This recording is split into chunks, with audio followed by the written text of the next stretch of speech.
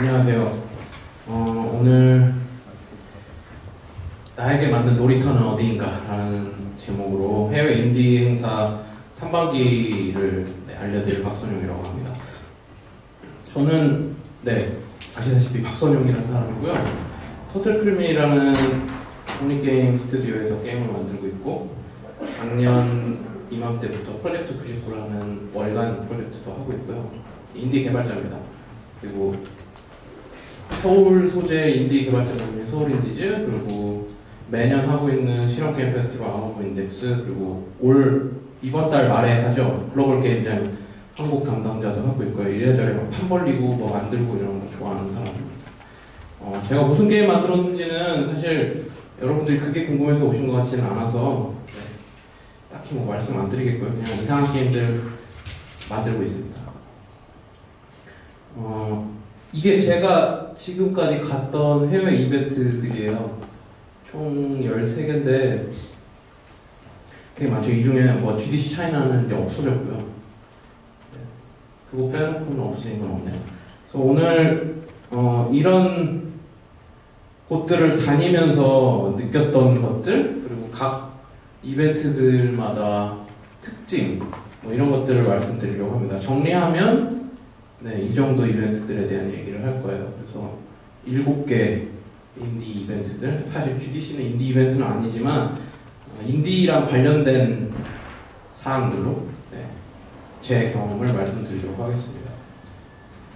일단 오늘 제가 말씀드릴 건 전부 저의 개인적인 감상이고요.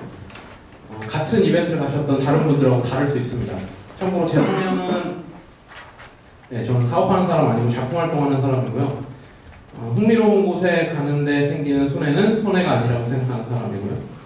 그리고 외국인하고 대화하는데 불편함을 느끼지만 거리낌은 없이 들이대는 타입입니다. 이런 제가 각 이벤트들에서 느꼈던 것들을 오늘 들으실 겁니다. 첫 번째로는 GDC. GDC 가보신 분 계세요? 여기는 안 계십니다. 제가 이런저런 이벤트에 대해서 계속 얘기를 할 건데요. 다 끝나고 질문하셔도 되지만 그냥 궁금한 게 있으시면 가볍게 손 들어주시면 그냥 바로 질문하고 제가 아는 사람한테 답변해드리는 게 더 좋을 것 같기도 하거든요. 왜냐하면 각 이벤트들 얘기할 때 거기에 대한 질문을 받고 거기에 대한 얘기를 하면 더 좋을 것 같아서요. 그래서 중간중간에 너무 이 흐름을 끊지 않는 선에서 궁금한 것들이 있으시면 언제든 그냥 편안하게 질문해 주시면 되겠습니다. GDC는 다 아시죠? 게임 디벨로퍼 컨퍼런스고 매년 한 2월 말에서 3월 초에 하는 세계에서 제일 큰 게임 개발자 컨퍼런스입니다.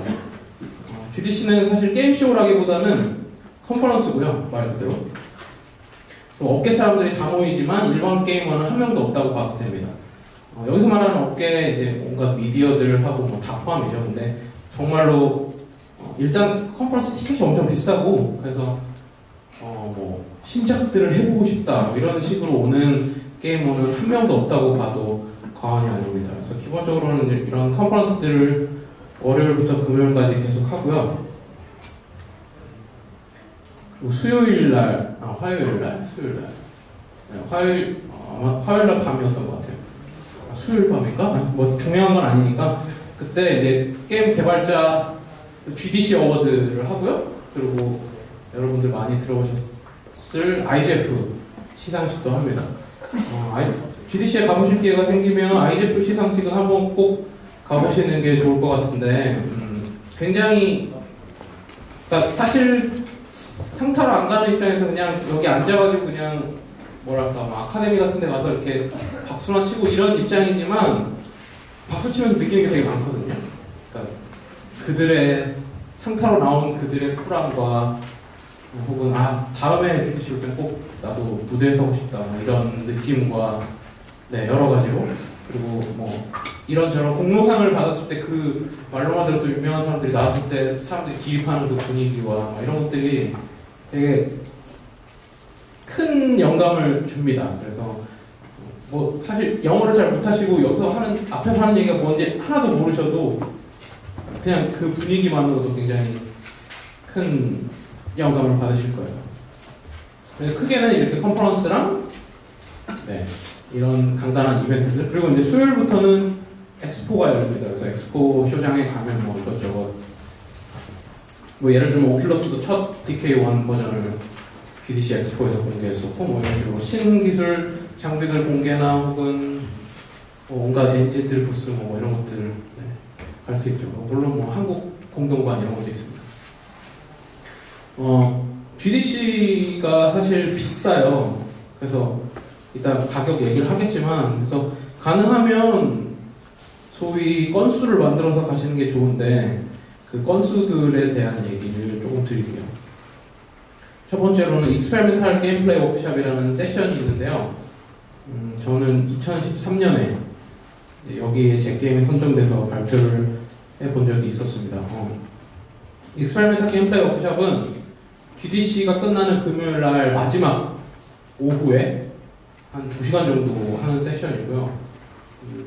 그냥 세계에서 제일 실험적인 게임들을 모아서 게임당 한 5에서 10분 정도 발표하는 그런 세션입니다. 그래서 이 중에서 굉장히 특이한 게임이나 굉장히 신선한 메카닉을 가진 게임, 뭐 그런 게임들을 만들고 계신 분이 있으시다면 한번 도전해 보셔도 좋을 것 같고요. 저 같은 경우에도 사실 이거 5분 발표하러 간 거거든요.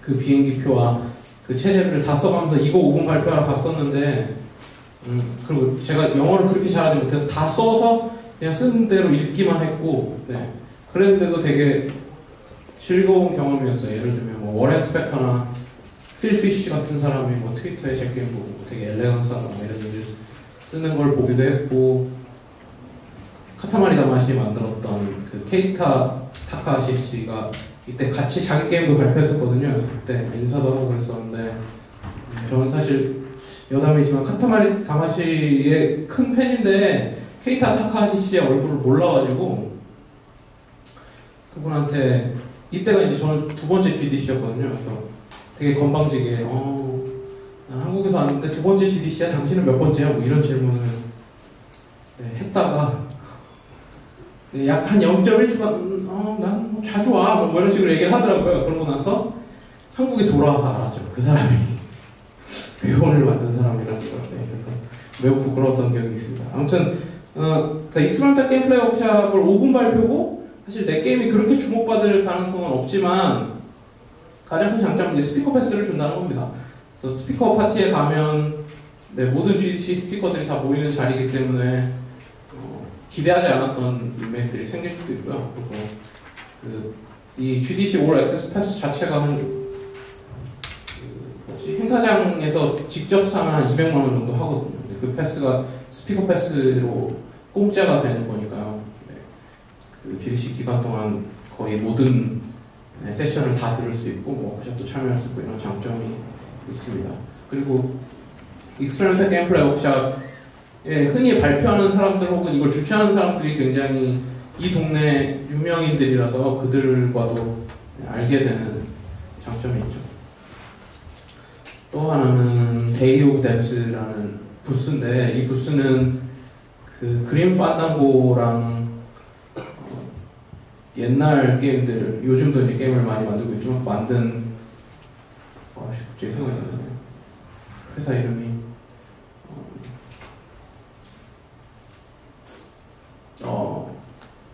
생각이 안 나네. 그 샌프란시스코 소재에 있는 더블파인. 더블파인에서 주최하는 부스인데요. 이 더블파인이라는 회사에서 눈여겨본 인디 게임들을 GDC 한켠에서 전시할 수 있게 만들어줍니다. 이거는 GDC 내내 전시를 할 수 있고 제가 알기로는 딱히 이걸 전시하기 위해서 돈을 안 내는 걸로 알고 있거든요. 그래서 이 데이 오브 뎁스 접수 폼이 열렸을 때 한번 둘러보시고 여러분들의 게임을 보여줄 수 있는 기회로 삼을 수도 있을 것 같습니다. 참고로 데이 오브 뎁스는 GDC 때도 하지만 매년 한 번씩 샌프란시스코에서 하기도 해요. 한 9월쯤에. 근데 하루 행사라 그것 때문에 가긴 좀 어렵고 예를 들면 이렇게 익스페리멘탈 게임 플레이 워크숍에 발표를 하게 되었다. 그러면 GDC 하는 온갖 곳에 다 신청해보자. 이런 식으로 생각을 해보시거나 혹은 이제 어떻게 하다가 GDC 티켓이 생겼다. 혹은 한국 공동관이나 뭐 이런 식으로 이제 참여하실 기회가 생겼다면 이런 부스들도 고려를 해보시면 좋을 것 같습니다. 또 하나는 인디 메가부스인데요. 인디 메가부스도 GDC에서 매년 크게 부스를 열고 있습니다. 그래서 제가 알기로 GDC 부스는 공짜인 걸로 알고 있는데 올해 GDC용은 지금 대형 데브스나 인디 메가부스 다 끝났을 거예요. 올해 3월 초에 GDC를 하니까 이미 다 선정이 됐겠죠. 근데 다음에 기회가 되시면 지원해보시면 되게 멋진 게임들하고 같이 내 게임을 계속 전시할 수 있는 기회가 됩니다. 그냥 전시를 하고 자랑하는 것뿐만이 아니라 GDC 같은 경우는 모든 업계 사람들이 다 오기 때문에 생각보다 좋은 비즈니스 기회가 되실 수도 있을 거예요. 또 하나는 보통 이제 한국에서는 이런 걸 하시는 분이 없는데 art.control.gdc라고 한 3년 전, 4년 전부터 GDC에서 그 전시 존을 하나 만든 게 있어요. 이 존은 사진에서 보시다시피 그 직접 컨트롤러를 만들어서 하는 게임들만 전시하는 존인데요. 예를 들면 지금 여기 전화기 있는 거는 전화기를 들면 ARS가 나와요. 그러면서 여기 TV에 그 ARS 내용과 관련된 화면들이 나오고요. 그래서 그거에 따라서 마치 홈쇼핑 하는 것처럼 이렇게 버튼 눌러가면서 하는 내러티브 게임이고요. 그리고 이 두 번째는 이거 약간 오큘러스 같이 생긴 건데 여기 빨간색이 보이잖아요. 여기 이렇게 RGB 색상의 셀로판지가 돼 있어서 이렇게 돌려가면서 빨간색일 때 이제 빨간 오브젝트 안 보이겠죠. 그리고 이제 초록색으로 돌리면 초록색 오브젝트가 안 보이는 대신 다른 색 오브젝트가 보일 거예요. 그래서 실제로 게임 자체는 이제 FPS 게임 같은 건데 이걸 쓰고서 이렇게 돌려가면서 하는 뭐 그런 게임이었고, 이 원들이 막 이렇게 있는 거는 이 세 개의 원이 다 컨트롤러거든요. 그래서 일종의 핸들이에요. 그래서 이 세 개를 동시에 이렇게 막 돌려가면서 우주선을 여러 명이서 같이 뭐 운전하는 뭐 그런 게임이었고, 이 플리즈 스탠바이 게임은 사실은 이게 그냥 모니터고요. 이 나무 옛날 TV 같은 나무 상자에다가 노트북을 넣어놔가지고 실제로 TV로 게임을 하는 듯하게 이 다이얼 채널 돌리는 다이얼들 이런 것들이 다 컨트롤러거든요. 그리고 이제 TV를 팡팡 치면 뭔가 화면에 반응이 있고 뭐 그런 식으로. 네. 그래서 이런 게임들을 전시하고 있습니다. 그래서 저도 이런 게임 잘 안 만들고 잘 안 만든다는 게 아니라 아예 안 만들고 여러분들도 대부분 그러시겠지만 가게 되면 굉장히 신선한 영감을 얻을 수가 있거든요. 그러니까 제가 느꼈던 건 그런 거였어요. 그러니까 한국에서는 게임이라는 단어를 들었을 때 생각하는 건 이거잖아요. 키보드, 마우스. 네, 일단 외국 친구들하고 얘기를 해보면 게임이나 단어를 설명할 때 이렇게 제스처를 하고요. 컨트롤러 쓰는데 더 익숙한 거죠. 그리고 이 친구들은 게임이나 단어 자체를 디지털 게임이, 비디오 게임이 아니고 굉장히 넓은 범주에서 생각하고 있다는 걸 느낄 수가 있었어요. 그래서 그런 부분에서 좀 틀이 깨지는 느낌을 받았습니다. 그러니까 저만 해도 컨트롤러를 만든다거나 혹은 기존에 우리가 흔히 쓰고 있는 뭐 키보드, 마우스 혹은 컨트롤러들을 다른 방식으로 쓰는 생각조차 잘 하기 힘들잖아요. 근데 그런 부분에서 좀 영감을 얻을 수가 있었어요. 그래서 이런 기회들을 삼아서 GDC를 갈 건수를 만드시면 될 것 같습니다. 사실 GDC는 매일 파티가 열리고 매일 큰 회사에서 그런 파티들을 주최합니다. 뭐 예를 들면 뭐 엑스박스 파티도 있고 플레이스테이션 파티도 있고 뭐 그 마인크래프트 만든 노치가 자기 파티를 하기도 하고요. 그냥 온갖 곳에 파티가 막 우후죽순 하루에도 몇 개씩 열려서 비즈니스 하시는 분들은 뭐 한 두세 개 파티를 매일 밤마다 막 돌아다니면서 그렇게 즐기시더라고요. 근데 가보시면 알겠지만 저는 그냥 제가 그냥 게임 만드는 사람이라고 생각하거든요. 그래서 뭐 사업하는 사람 아니고 그냥 작품활동 하는 사람이고, 그런 입장에서는 재미가 없어요. 그러니까 되게 큰 회사에 뭐 누구를 만날 기회는 사실 거기서는 굉장히 작고, 그 사람들은 이미 그들만큼 유명한 사람들과 대화를 하고 있고, 거기에 껴서 내가 안 그래도 영어도 좀 딸리는데 거기 껴서 막 얘기를 하고 뭐 내 명함을 드리고 이럴 기회는 거의 없다고 보면 되고, 그냥 대부분의 한국 분들이 이런 파티에 아는 분들끼리 같이 가서 공짜 술을 먹고 유명한 사람이 있으면 이렇게 셀카 한번 찍어서 페이스북에 올리고 뭐 그런 식으로 파티를 즐기시더라고요. 혹은 이제 자기들끼리 비즈니스 미팅을 이런 파티에서 하시기도 하고 공짜니까. 근데 사실 이렇게 찾기 쉬운 파티들 말고 트위터에 그 GDC 파티라는 계정이 있고요. 그런 계정들을 찾아보시면 작은 부스나 작은 파티들이 열리는 곳들이 있거든요. 예를 들면 그냥 개발자들끼리 어디 무슨 피자 가게 같은 데 빌려가지고 거기서 그냥 자기 게임들 다 꺼내서 보여주면서 서로 테스트하고 얘기하는 뭐 그런 곳이라든지, 혹은 일부 이제 해외 개발자 커뮤니티들 정모 같은 걸 1년에 한번 어떤 데서 뭐 밥 먹으면서 한다든지, 그런 쪽이 훨씬 즐거워요. 그러니까 내가 막 서로 명함을 주고받고 나는 뭐 하는 사람이고 그런 거 필요 없이 그냥 내 게임을 꺼내면 되고, 내가 영어를 못해도 그냥 난 그냥 This is my game 정도 다 아시잖아요. 그것만 해도 내가 뭐 하는 사람인지를 이 사람들이 내 게임을 보고 알 수 있고, 그런 즐거움들이 있습니다. 그리고 이런 데서 만난 친구들 중에 갑자기 뭐 몇 년면 슈퍼스타가 되는 경우도 있죠. 그럼 자연스럽게 그 슈퍼스타와 제가 친구가 되는 경험을 할 수가 있습니다. 예를 들면 저는 GDC에서 그 되게 어려 보이는 호주 친구를 한번 만난 적이 있었는데, 그 보통 이제 서양 사람들은 이제 만나면 악수를 하잖아요. 그래서 악수를 하려고 했더니 잘 감기 걸렸다고 악수 못 한다고 하더라고요. 그게 되게 기억에 남았거든요. 근데 몇 년 전 NDC에 길 건너 친구들 개발자가 왔다 그래서 갔더니 그 친구인 거예요. 그래서 되게 반가웠고 그 NDC 기간 동안 되게 즐겁게 얘기도 많이 하고 뭐 인디 친구들도 소개시켜주고 뭐 그랬었는데, 그런 식으로 좀 더 가까운 인디 친구를 사귈 수 있다는 장점이 있습니다. 그래서 이런 작은 부스나 작은 파티 중에서 제가 항상 추천하는 건 더 믹스라는 행사인데요.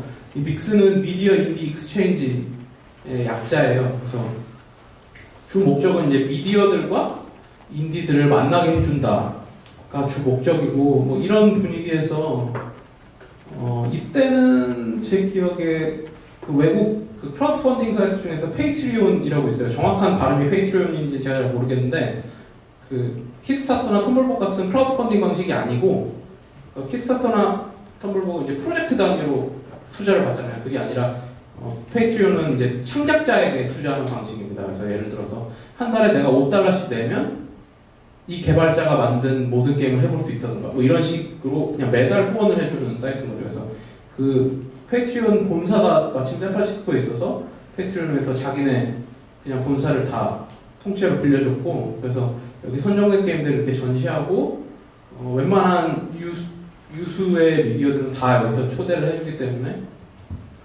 그런 미디어들에게 내 게임을 소개할 수 있는 기회도 되고요. 여기 있는 게임들이 다 되게 쿨한 게임들이라서 즐겁게 즐길 수가 있습니다. 그래서 아무래도 저는 게임 만드는 사람이라서 그런지 뭐 댄서가 있고 술이 많은 파티보다는 게임이 많은 파티가 좋더라고요. 그래서 그런 의미에서 믹스라는 파티가 되게 추천해드릴 만한 파티입니다. 아마 올해 GDC 믹스는 아직 접수를 안 했을 거예요. 오늘 이거 준비하면서 사이트 들어가 보니까 아직 그 리뉴얼 중이라서 아무것도 그냥 이 믹스 로고 빼고는 아무것도 볼 수가 없던데, 혹시 이 중에 뭐 경기 창조 혁신센터니까 뭐 경기도 부스나 뭐 혹은 이번 GDC 때 뭐 한국 공동관 이런 데 참여하실 분들이 계시다면 믹스 같은 행사 꼭 한번 지원해보시고 전시를 한번 해보시기 바랍니다. 작년에 제가 몇몇 분들한테, 한국 분들한테 추천을 해드려서 그 창조 오디션에서 상 탔던 매버릭 게임즈 분들이 지금 만들고 있는 프로젝트를 작년에 여기서 전시하셨었거든요. 근데 되게 좋아하셨던 걸로 기억합니다.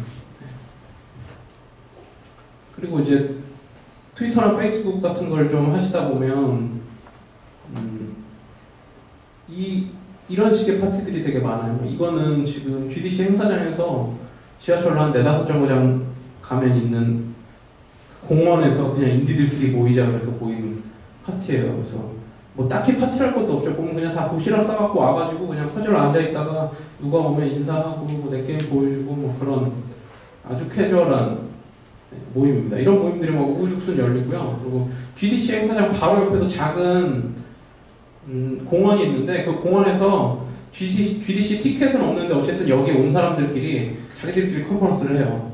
그래서 되게 그냥 쓸데없지만 필요한 정보들을 막 서로 나누겠다고 5분, 10분 막 시간표 정해가지고 컨퍼런스를 하고 GDC 쪽을 향해서 막 퍼플 날리고 막 이러면서 되게 즐거운 모임들이 많으니까 이런 작은 모임들을 찾아보시면 훨씬 더 인디스럽게 GDC를 즐기실 수 있을 겁니다. 말씀드렸다시피 GDC가 이래저래 좀 비싸요. 그래서 영어가 어렵고 내부수도 없고 게다가 좀 낯을 가리는 성격이시라면 사실 가기에는 많이 부담스러운 가격입니다. 그래서 아까 말씀드렸던 뭐 익스페리멘탈 게임 플레이워크샵, 뭐 인디 메가부스, 데이 오브 뎁스 같은 뭐 그런 기회들 혹은 이런저런 공동관 참여 기회 이런 것들이 있을 때 가시는 게 좋아요. 근데 이런 거 없이도 진짜 너무 가고 싶다. 저는 사실 첫 GDC가 진짜 이런 거 하나도 없이 갔었던 거였거든요. 지금은 없어진 아이제프 차이나에서 제가 제 게임으로 베스트 게임을 수상했었는데 그때 이제 부상으로 GDC 티켓이 나와서 그냥 그걸 썩히기가 싫어서 갔었어요. 그래서 저 혼자 갔었고 괜히 제 게임 홍보하겠다고 막 CD를 100장 구워가지고 막 만나는 사람마다 주겠다 막 이런 생각으로 갔는데 너무 어려운 거예요. 그러니까 영어가 일단 너무 어려워서 일단 저는 혼자 갔고 아는 사람은 아무도 없고 그래서 월요일부터 금요일까지 GDC인데 한 화요일 밤, 수요일 밤쯤 되니까 좀 막 공포스러운 거죠. 그러니까 내가 여기에 와서 지금 아무 말도 못하고 있고 누가 말 걸면 뭐 쭈뼛쭈뼛하고 도망가기 바쁘고 그래서 계속 그냥 이런 플러그 있는데 막 짱 박혀서 그냥 노트북 하고 게임이나 하고 뭐 괜히 누가 눈인사하면 그제서야 뭐 내 게임 좀 보여주고 막 그러고 있었는데 목요일쯤 되니까 이제 여기까지 온 돈이 너무 아까운 거죠. 그래서 마구 들이대기 시작했습니다. 그게 제 영어 실력 향상의 계기가 되었는데 혹시 가시게 된다면 네. 그러니까 굉장히 어려울 수 있어요. 그러니까 저 같은 경우도 결국은 제 가난이 계기를 만들어준 거잖아요. 내가 여기 오는데 이 돈을 썼고 이 돈이 조금이라도 아깝지 않으려면 난 한 사람이라도 더 만나야 되고 막 그래서 그때는 진짜 막 화장실에 막 제 명함 막 그냥 막 풀어놓고 막 그랬거든요. 혹시 누가 주워갈까봐 네, 막 그 정도였는데 네. 그래서 꼭 그런 가난이 계기를 만들어줄 필요는 없지만 자신감을 가지시고 그냥 막 들이대보시기 바랍니다. 어쨌든 그래서 이런 건수가 없이도 꼭 가고 싶다면 인디 패스를 사시면 됩니다. 그래서 보면 여기 지금 일단 올 액세스 패스는 월요일부터 금요일까지 다 갈 수 있는 패스인데 한 200만 원 돈이 되고요. 나머지 것들도 이제 제일 싼 게 엑스포긴 한데 엑스포랑 엑스포 플러스는 그 세미나 같은 건 하나도 못 듣고요. 세션은 하나도 못 듣고 그냥 수요일부터 하는 엑스포만 구경할 수 있는 거예요. 근데 이런 엑스포 패스는 사실 수소문 하시면 구할 수 있거든요. 한국 회사들이 그 엑스포에서 전시하거나 뭐 혹은 참관으로 가는 회사들 분들 중에 엑스포 패스가 분명히 남는 분들이 있어요. 분명히 있어요. 그래서 그런 분들한테 구하면 되니까 사실 엑스포 패스나 엑스포 플러스 패스는 필요 없습니다. 그리고 서밋 패스는 월 화요일만 하는 서밋 패스라서 다 듣기 좀 어렵죠. 네. 어쨌든 좀 더 싸다는 장점이 있는데 그 중에서도 이제 인디펜던트 게임 서밋 패스가 있어요. 이거는 이 서밋 중에서도 인디 게임 서밋만 들을 수 있는 월 화요일날 패스인데 상대적으로 가격이 굉장히 저렴하고 그래서 또 빨리 매진이 되기도 합니다. 근데 어쨌든 뭔 없지만 한번 꼭 가보고 싶다. 그러면 인디 패스를 빨리 남들보다 빨리 확보하셔서 가보시기 바랍니다. 저는 이제 이런 데 가면 무조건 호스텔을 묵고요. 저녁은 무조건 어떤 곳이든 공짜 파티를 가서 때우고요. 아침에는 이제 호스텔에서 주는 그냥 빵 조각이랑 커피를 마십니다. 돈이 없으니까 그런 건데요. 그렇게 해서 다 계산하면 이 패스를 사고 비행기를 어떻게든 싸게 사서 한 70에서 80만 원 정도에 사고 호스텔을 쓰고 이렇게 되면 한 150만 원 정도 들거든요. 근데 제가 알기로는 잠시만요. 뭐 여러분들 해외여행을 가시면 이 정도 돈은 쓰지 않습니까? 네, 그래서 그냥 해외여행 한번 GDC로 간다. 내가 게임 만드는 사람이니까. 네, 그런 생각으로 가보시는 것도 나쁘지 않을 것 같아요. 저는 그래서 주변에 항상 인디 친구들 꼬시거든요. 우리 GDC 개하자고. 그래서 150만 원 정도만 모으면 되니까 한 15명씩 10만 원씩만 모으면 우리가 15년간 한 명씩 갈 수 있다. 네, 그런 우스갯소리도 하긴 하는데, 네. 15명에서 10만 원 정도를 하느냐, 5명에서 한 30만 원 하면 5년 만에 다 끝낼 수 있잖아요. 네. 그래서 뭐 그런 식으로라도 가보시면 굉장히 도움이 될 거예요. 저는 항상 얘기하지만 내가 영어를 한마디도 못해도 가보면 느끼는 게 있는 컨퍼런스라고 생각을 합니다. 네, GDC 얘기는 여기서 끝나고 E3 얘기를 좀 해드릴게요. E3도 다 아실 거예요. 그래서 E3는 게임 업계를 위한 게임쇼고요. G스타 같이 일반인을 위한 게임쇼는 원래 아닙니다. 근데 작년부터 일반 관람도 가능하게 됐다고 들었어요. 근데 G스타 같은 행사만큼 티켓이 싸진 않죠. 근데 E3 같은 경우에는 제가 알기로는 미리 업계인으로서 티켓 신청을 하면 무료 티켓이 나온다고 알고 있거든요. 그래서 계획을 좀 일찍 세우시면 E3 관람 티켓 자체는 구하는 게 어렵지 않을 겁니다. 매년 LA에서 하고요. 이건 제가 2014년에 갔을 때 찍은 겁니다. 뭐 아시다시피 뭐 이렇게 엄청 크게 진짜 완전 큰 온갖 곳에서 이 해 마리오 메이커를 공개했었는데 그래서 뭐 이런 지금은 2002년 리뷰가 있고요. 아무튼 이렇게 엄청 큰 가운데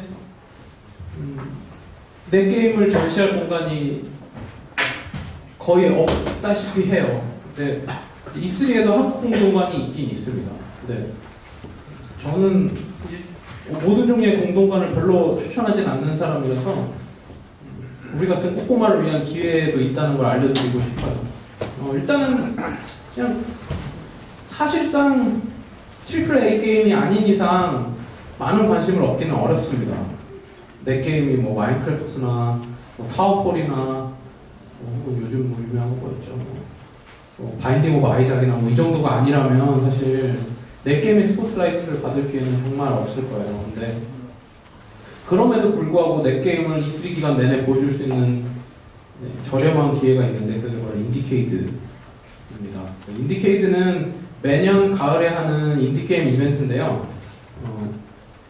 원래는 LA 옆에 있는 컬버시티라는 곳에서 하는데 작년부터 이제 LA로 옮겨서 하고 있어요. 그래서 매년 이 근방에서 인디 행사를 하는 만큼 E3 측에서 인디케이드 존을 배정을 받습니다. 그래서 인디케이드 그 페스티벌에 접수한 게임들 중에서 4월인가 5월 이전에 접수한 게임들을 가지고서 E3에서 보여줄 게임을 고릅니다. 그러니까 굉장한 장점이 될 수 있죠. 그러니까 인디케이드는 국제 행사고 상 받는 게임들 보면 굉장히 잘 만든 게임이고, 네, 그래서 사실 인디케이드 자체에 입성하기는 쉽지가 않은데요. 그 인디케이드 E3 부스 같은 경우에는 어쨌든 빨리 낸 게임들 중에서만 게임들을 선택하기 때문에 상대적으로 좀 경쟁률이 적다고 할 수 있죠. 그리고 빨리 내면 접수비도 싸거든요, 인디케이드. 네, 그래서 뭐 여러 가지 장점이 있습니다. 어차피 인디케이드에 접수를 하고 싶으시다면 빨리 접수를 하셔서 기회를 잡는 것도 굉장히 좋다고 생각을 해요. 저는 2013년하고 2014년에 갔었는데 분위기는 이렇습니다. 여기 이게 저고요.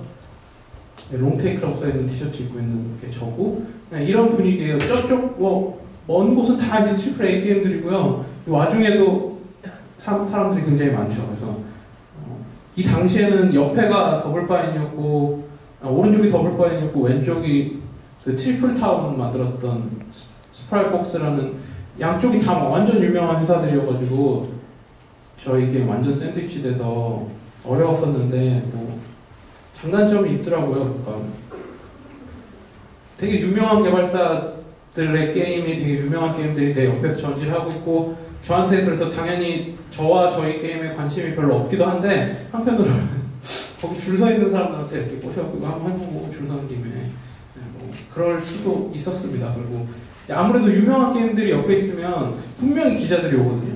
그랬을 때 이제 살살 이렇게 온 김에 내 게임도 해봐 이렇게 해서 미디어들을 만날 수도 있고. 인디케이드에서 재밌는 경험들이 많았는데 뭐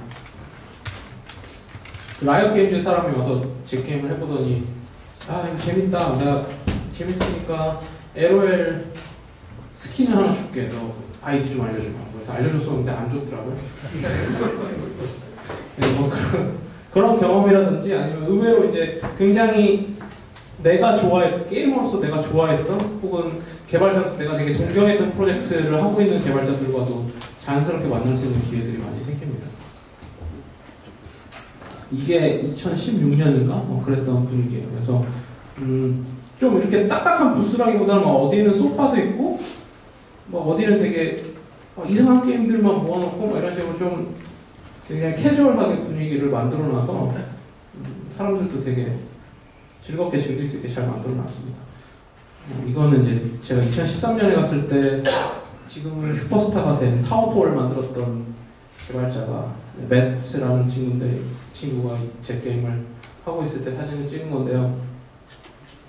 네, 저희 게임 충돌 체크가 되게 안 좋다고 그런 얘기를 했었어요. 네.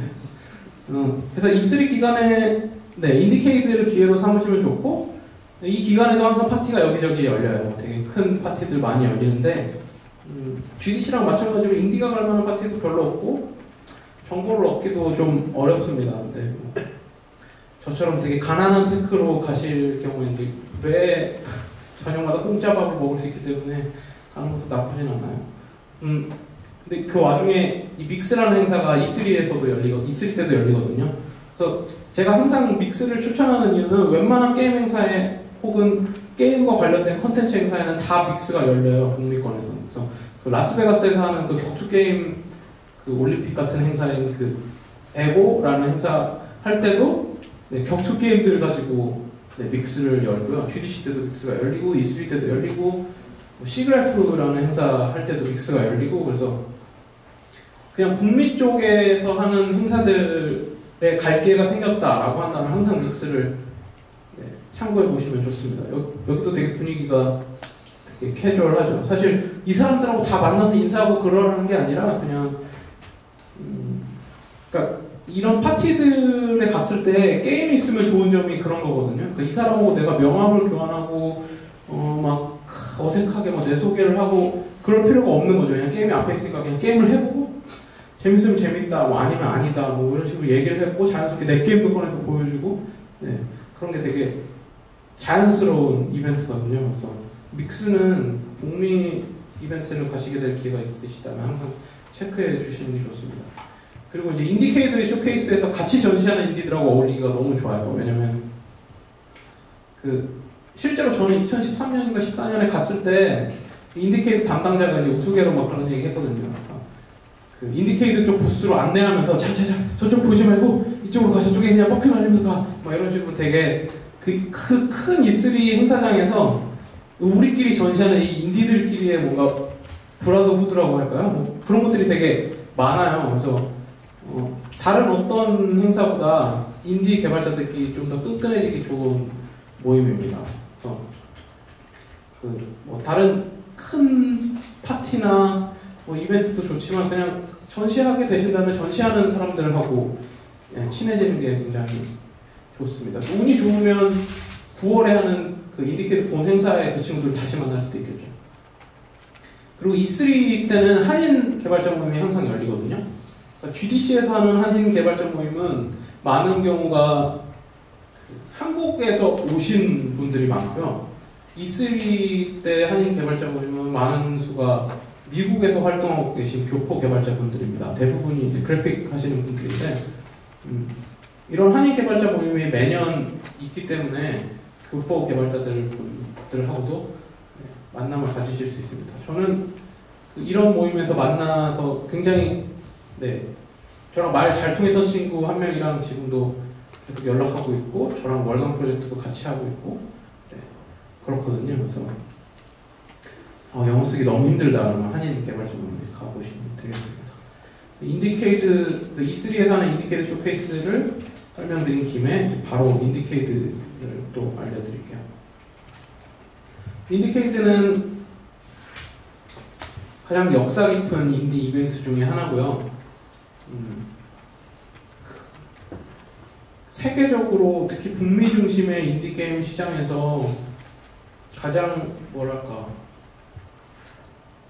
요즘 워낙 이벤트가 많아서 권위를 따지기 뭐하지만 가장 권위 있는 이벤트가 뭐냐라고 한다면 인디케이드랑 GDC 때 시상식하는 IGF라고 할 수 있어요. 그래서 그런 권위 있는 인디 이벤트 중에 하나고요.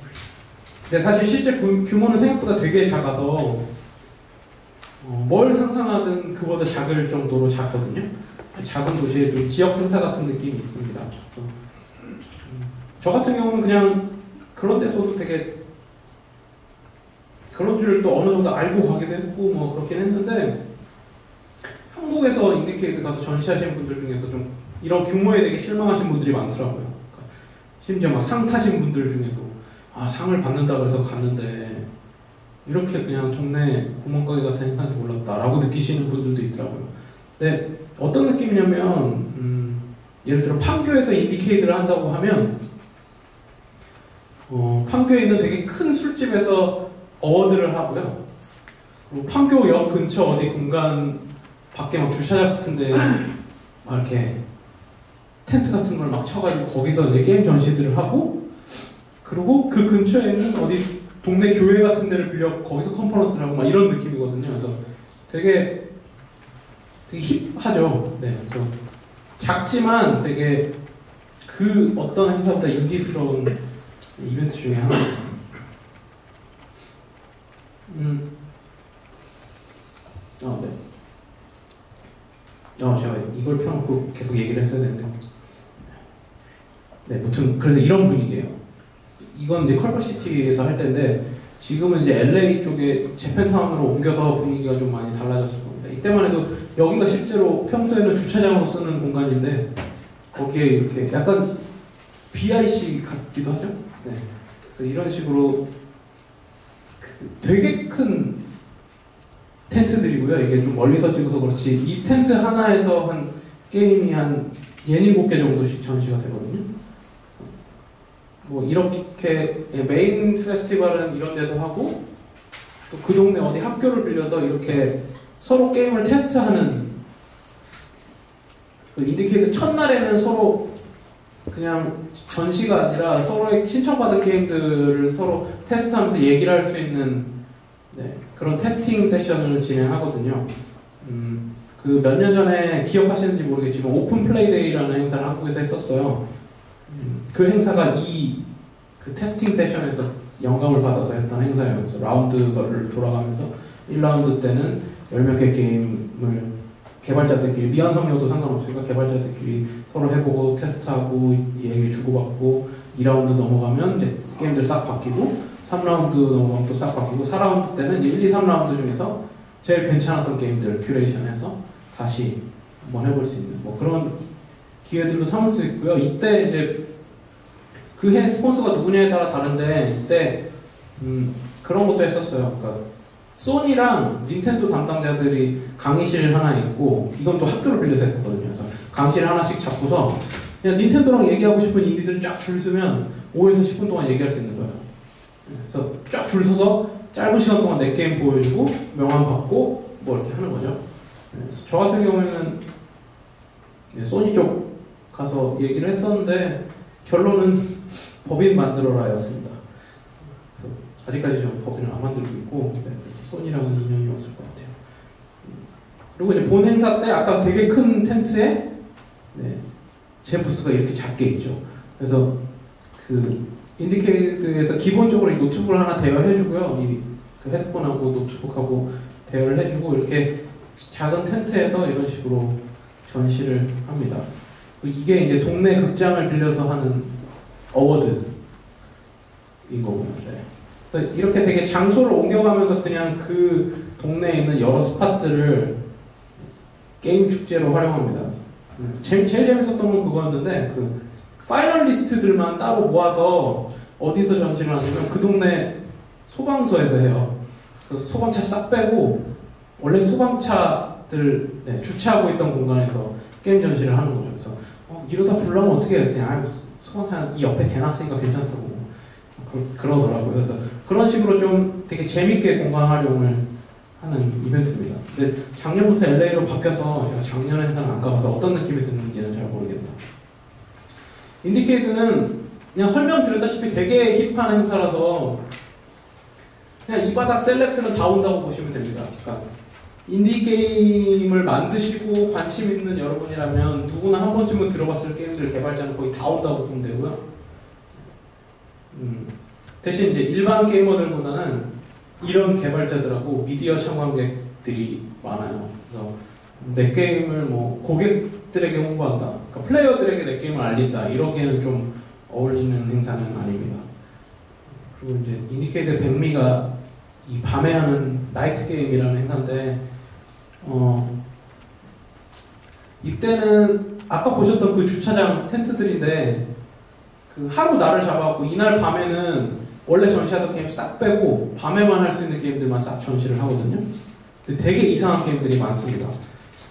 예를 들면 이 게임은 사운더저라는 게임인데 그 프로젝터를 위에다 화면 위에다 써서 이 발 두 개가 커서가 되는 거예요. 그래서 이 발 사이가 내 위치가 돼서 막 이렇게 움직이면서 하는 사운드 슈팅 게임이고, 이 게임 같은 경우에는 둘이 앉아가지고 뇌파로 주고받는 막 그런 게임이에요.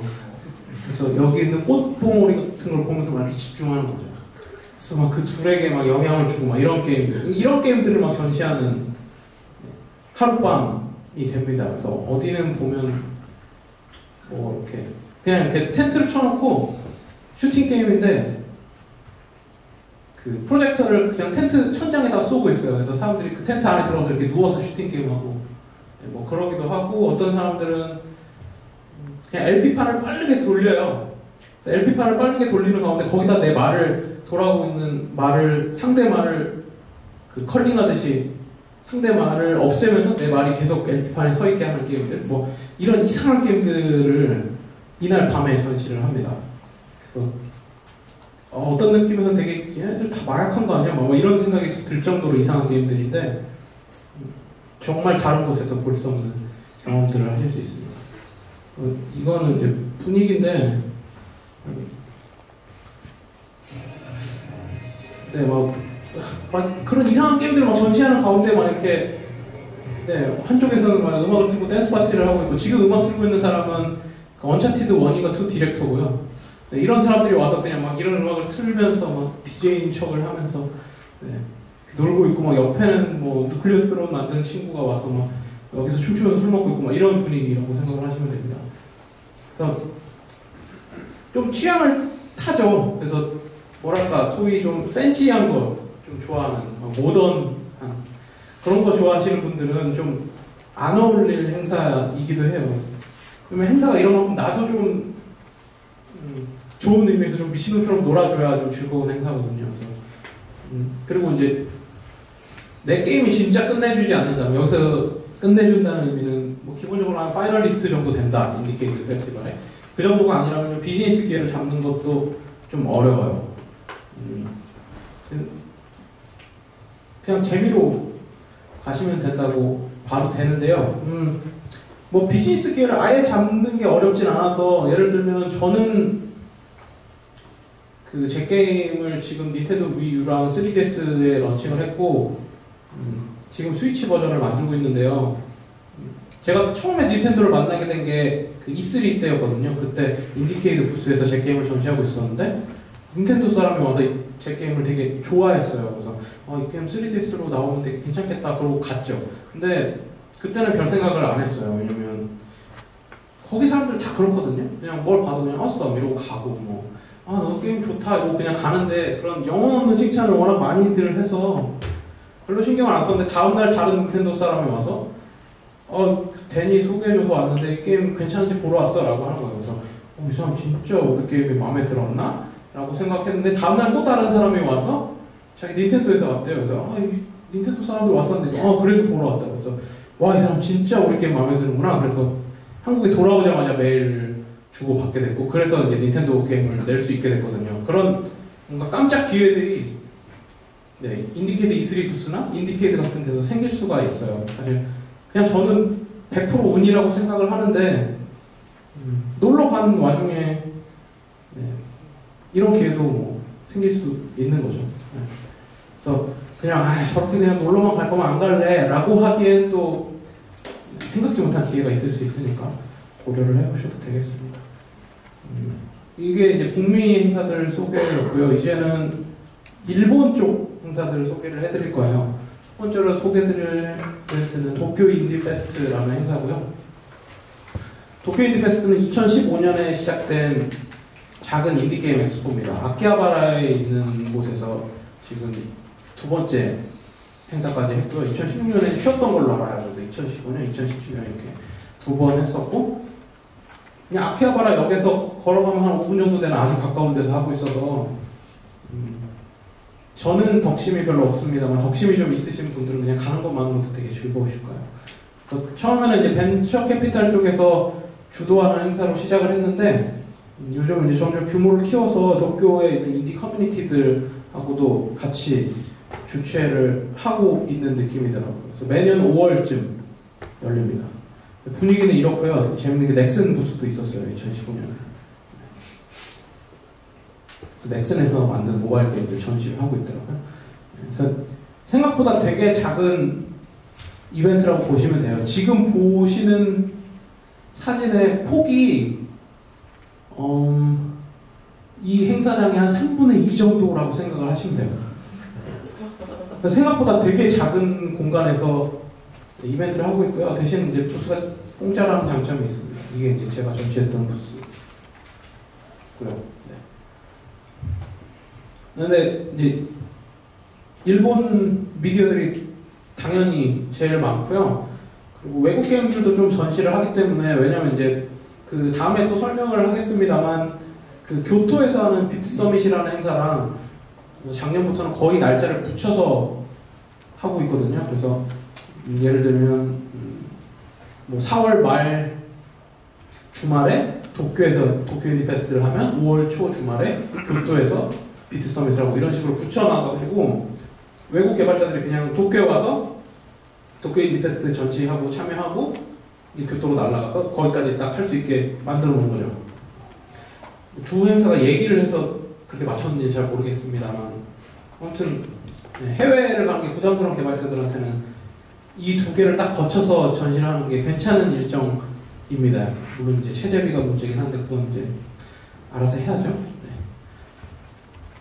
네, 저 같은 경우에는 그 주간 주간 페미통에 저희 게임을 실릴 기회를 받았는데 이때 저도 지금까지도 무슨 뜻인지 모르겠는데 어떤 일본 게이머가 제 게임을 해보더니 그냥 딱 이렇게 말했어요. 시부야 스타일. 그래서 시부야 스타일이 뭐냐고 그랬더니 그 사람은 영어를 잘 못하니까 뭐라고 설명 못하고 그냥 시부야 스타일이래요. 그래서 대부분의 관람객이 일본인이고요. 그래서 만약에 일본어를 잘 하실 수 있다면 좀 더 게임을 홍보하기 좋은 기회가 될 겁니다. 말씀드렸다시피 규모에는 분명 실망하실 거고요. 그렇지만 이제 부스비가 공짜고 나름의 기회가 생길 수 있을 겁니다. 특히 일본 쪽에서. 예를 들면 아마 여러분들 다 스위치용 게임 개발에 되게 관심이 많을 텐데 현재 한국 개발자가 스위치 개발 킷을 받는 방법이 없거든요. 라이센스는 일본 본사나 뭐 다른 나라에 요청하면 게임에 따라서 받을 수도 있어요. 근데 데브킷은 지금 일단 공식적으로 전파 인증을 그놈의 전파 인증을 못 받아가지고 그 개발 킷을 아직 반출을 한국에 할 수가 없습니다. 그래서 한국 개발자 입장에서 가장 빨리 스위치 게임을 만들 수 있는 방법은 일본 퍼블리셔를 통하는 것밖에 없어요. 네. 이런 행사에서 이제 작은 인디 일본 퍼블리셔들을 만나실 수 있어서 나름의 기회를 만드실 수도 있을 거예요. 그리고 이제 여기 도쿄 기반의 개발자들하고 친해지면 앞으로 설명드릴 일본 행사들에서 계속 보게 됩니다. 심지어 이 친구들이 BIC까지 놀러 오기 때문에 굉장히 반가운 친구를 사귈 수 있어요. 그리고 도쿄의 그 게임 이벤트로 가시게 된다면 꼭 챙기셔야 되는 게 도쿄 인디즈라는 행사인데요. 사실 제가 그 매월 운영하고 있는 서울 인디즈라는 그 개발자 모임도 도쿄 인디즈에서 영향을 되게 많이 받았어요. 도쿄 인디즈는 재밌게도 중국계 미국인 인디 개발자가 지금 도쿄에서 살고 있는데 그 친구가 처음으로 만든 모임이고, 그래서 약간 서양식 개발자 모임입니다. 그냥 호프 같은 데 만나서 이렇게 서로 명함 주고받고 게임 보여주고 술 먹고 친해지고 뭐 이런 행사라기보다는 이제 좀 더 뭐랄까 서양식으로 의자 없고 좀 돌아다니면서 서로 만나고 뭐 매달 뽑은 몇 개 게임들 전시하면서 서로 의견도 주고받고 이런 이벤트고요. 매월 두 번째 화요일인가에 열려요. 그래서 꼭 게임 이벤트뿐만이 아니더라도 그냥 이 타이밍에 도쿄에 가실 기회가 생기면 한번 가보시는 것도 괜찮을 것 같습니다. 분위기는 이래요. 이게 요즘 분위기인데, 여기가 아마 제가 알기로 그 3D 프린팅 하는 그 도쿄에 있는 팹랩이라고 알고 있어요. 그래서 거기를 빌려서 하고 있고, 많이 올 때는 한 100명씩 온대요. 네, 그래서 그 도쿄 인디즈 같은 경우에는 이제 뭐 그 도쿄 게임쇼나 좀 도쿄에서 하는 큰 게임 이벤트가 있을 경우에 그 스페셜로 또 열기도 하거든요. 꼭 화요일이 아니더라도. 그래서 가신 김에 이런 데서 뭐 여러분들 게임을 전시할 기회를 잡을 수도 있을 거고, 발표할 기회를 잡을 수도 있을 거고, 혹은 내 게임을 꼭 전시하지 않더라도 다른 나라 개발자들을 만나실 수 있을 겁니다. 그리고 두 번째 일본 행사인데, 이건 비트 서밋이라는 행사고요. 비트 서밋이 생각보다 되게 많이 세계적으로 알려진 이벤트인데 한국 분들이 상대적으로 많이 모르시더라고요. 저는 개인적으로 아시아 최고의 인디 행사라고 생각을 합니다. 사실 규모는 BIC보다 좀 작은데 일단 그 오는 미디어들이 좀 많이 다르고요. 그러니까 해외 미디어들이 웬만한 데는 다 오죠. 그리고 크고 작은 인디 퍼블리셔들도 웬만한 데는 다 옵니다. 뭐 여러분들 아시는 디볼버나 니칼리스나 뭐 이런 퍼블리셔들 다 오고, 그리고 교토가 닌텐도 본사가 있는 곳이라서 닌텐도도 당연히 오고요. 닌텐도는 닌텐도 부스를 만들기도 합니다. 그래서 그런 쪽 사람들을 만날 기회가 생기죠. 근데 이게 그 완전 대중을 위한 행사이기는 어려운 게, 교토가 굉장히 작은 도시거든요. 보통 이제 한국 분들이 교토를 설명할 때 우리나라의 경주 같다는 얘기를 많이 하시는데, 경주만큼 작고 굉장히 조용하고 그런 도시라서, 그러니까 어떻게 막 교토에 살고 있고 근처 오사카에 살고 있다가 그냥 여기 게임 행사가 열리는데 한번 가볼까 이런 분들보다는 진짜 비트 서밋의 존재를 알고 올해 비트 서밋 가보고 싶다라고 해서 오시는 게이머들이 더 많으세요. 그래서 분위기는 이런데, 그래서인지 좀 상대적으로 되게 진지한 게이머들이 많습니다.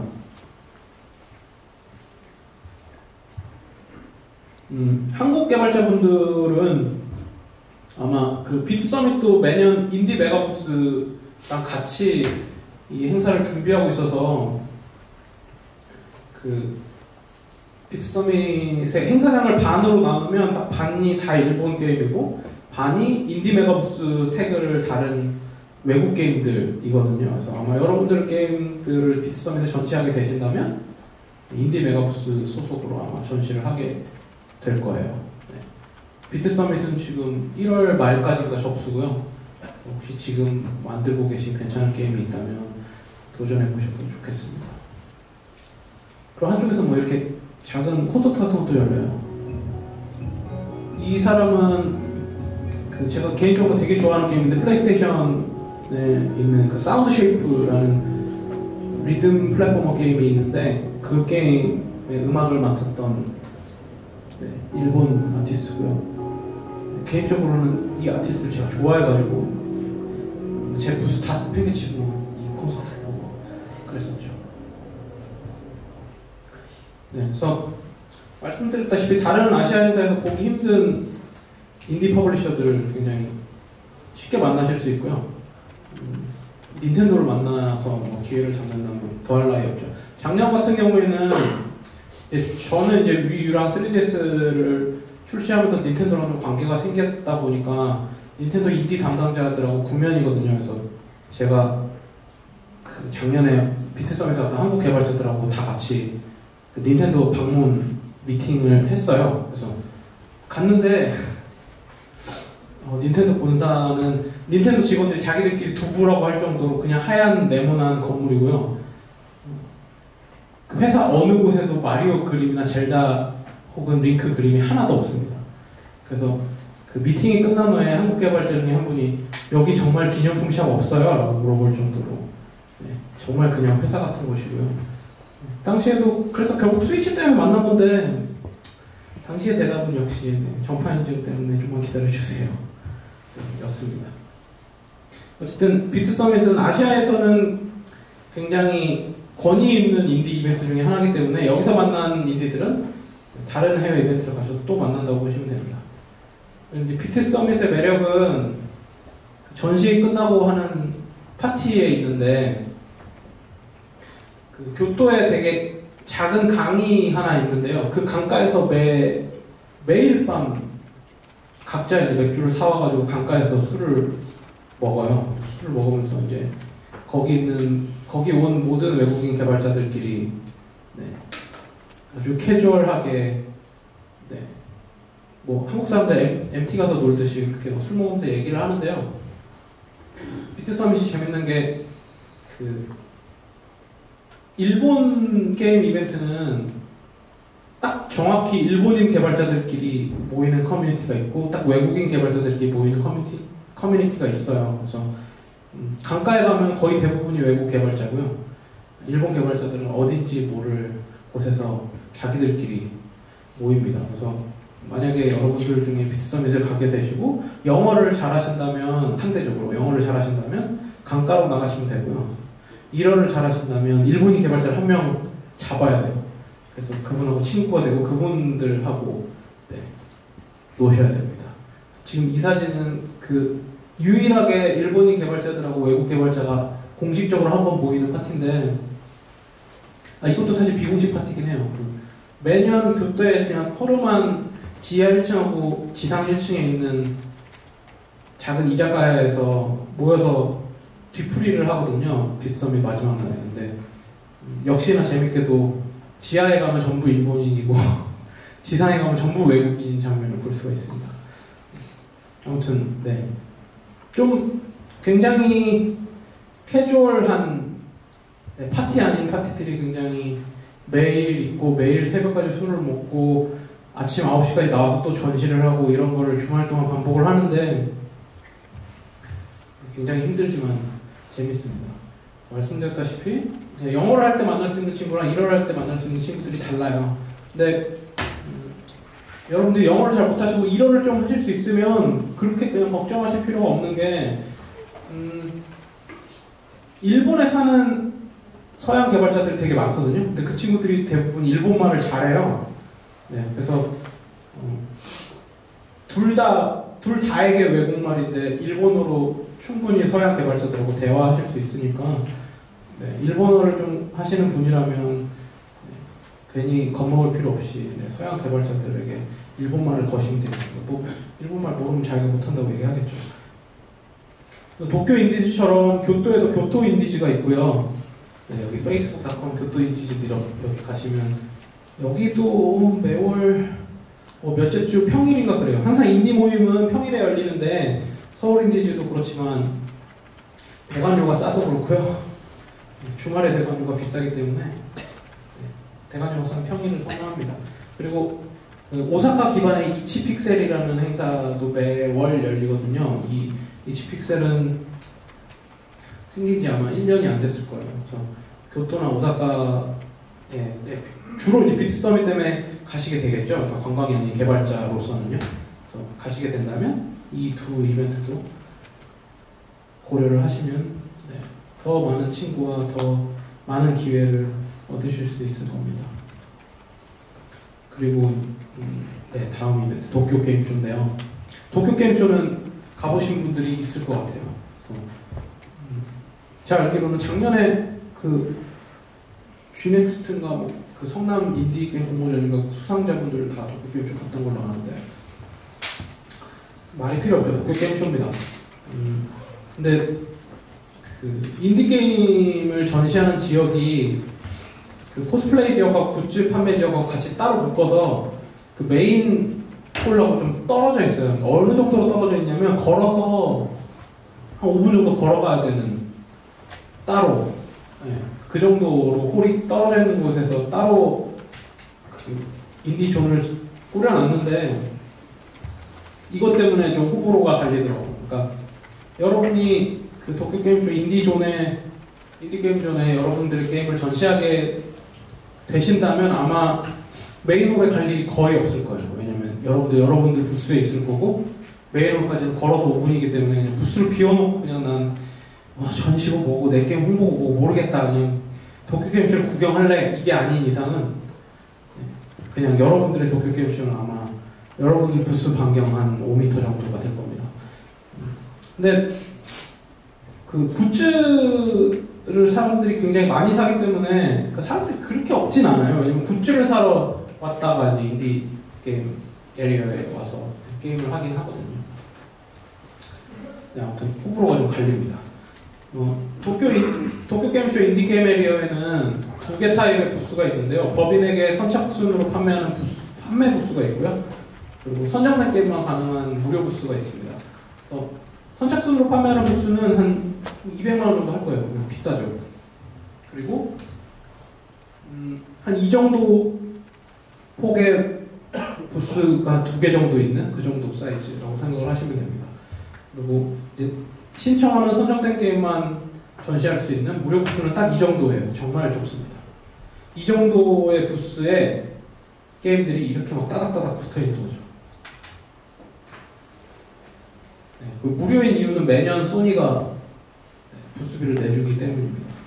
그래서 도쿄 게임쇼의 인디 개발자로서 여러분들 게임을 전시할 수 있는 방법이, 그러니까 공짜로 전시할 수 있는 방법은 2가지인데요. 그 인디 게임 에리어에 신청을 하시거나, 혹은 그 매년 도쿄 게임쇼에서 하는 센스 오브 원더나잇이라는 행사 발표 게임으로 선정되는 겁니다. 센스 오브 원더나잇이라는 행사는 그 GDC에서 하는 익스페리멘탈 게임 플레이 워크샵처럼 극도로 실험적인 게임들을 가지고 전시하고 즉석에서 막 투표를 해가지고 1등도 뽑고 막 이런 행사고요. 그래서 그 인디게임 부스를 신청하시고 나면 알아서 그 인디게임 에리어에서 전시할 수 있는 게임을 도쿄게임쇼 상국에서 뽑고요. 그 뽑은 게임들 중에서 전문가들이 센스 오브 원더나잇에 전시할 수 있는 게임을 선정합니다. 그래서 일단은 그냥 접수비도 공짜니까 그냥 생각 있으시면 접수하시면 좋아요. 그래서 이게 2016년에 저희 게임 부스였는데 정말 너무 좁아서 좀 화가 날 정도였거든요. 그러니까 이때는 제 옆 부스는 4인용 게임이었고요. 그럼 딱 이 사이즈 부스에서 4인용 게임을 하면 당연히 제 부스 쪽으로 막 사람들이 넘어오겠죠? 그리고 오른쪽에는 무슨 모바일 디펜스 게임이었는데 그냥 거기는 팀원이 많은 거예요. 그래서 팀원이 한 5명이 막 이 게임을 전시하고 있으니까 완전 샌드위치 돼가지고 그 저희 게임이 안 보이는 거죠. 사람들 때문에. 그래서 너무 화가 나는데 저도 이런 외국 행사를 많이 가보다 보니까 그러니까 이 친구들 탓을 할 수가 없는 거죠. 그러니까 사람이 많은 게 이 친구들 잘못은 아닌 거고, 그리고 4인용 게임을 만든 게 이 친구들 잘못은 아니잖아요. 오히려 그러니까 주최 측에서 뭐 4인용 게임은 좀 이렇게 따닥따닥 붙었는데 맨 끝으로 빼놓으면 좀 이렇게 이쪽에서만 할 수 있게 좀 한다든지 그런 계획을 좀 세워줬어야 되는 거 아닌가 뭐 이런 생각 들고 막 트위터에다가 막 진짜 도쿄 게임쇼 이번에는 진짜 완전 자리는 안 좋다 막 이러고 하루 종일 기분이 되게 나빴었는데 그 2번의 계기가 있었어요. 이게 어떻게 보면 그 도쿄 게임쇼의 관객들의 긍정적인 부분을 상징할 것 같은데, 한 분은 제가 이 게임을 2016년에는 이제 위 U 버전을 가지고 갔었고요. 2014년에 이제 PC 버전, 스팀 버전을 가지고 갔었거든요. 2014년에 저희가 그 나눠줬던 배지를 가져오셔가지고 저한테 사인해달라고 하시는 분이 있었어요.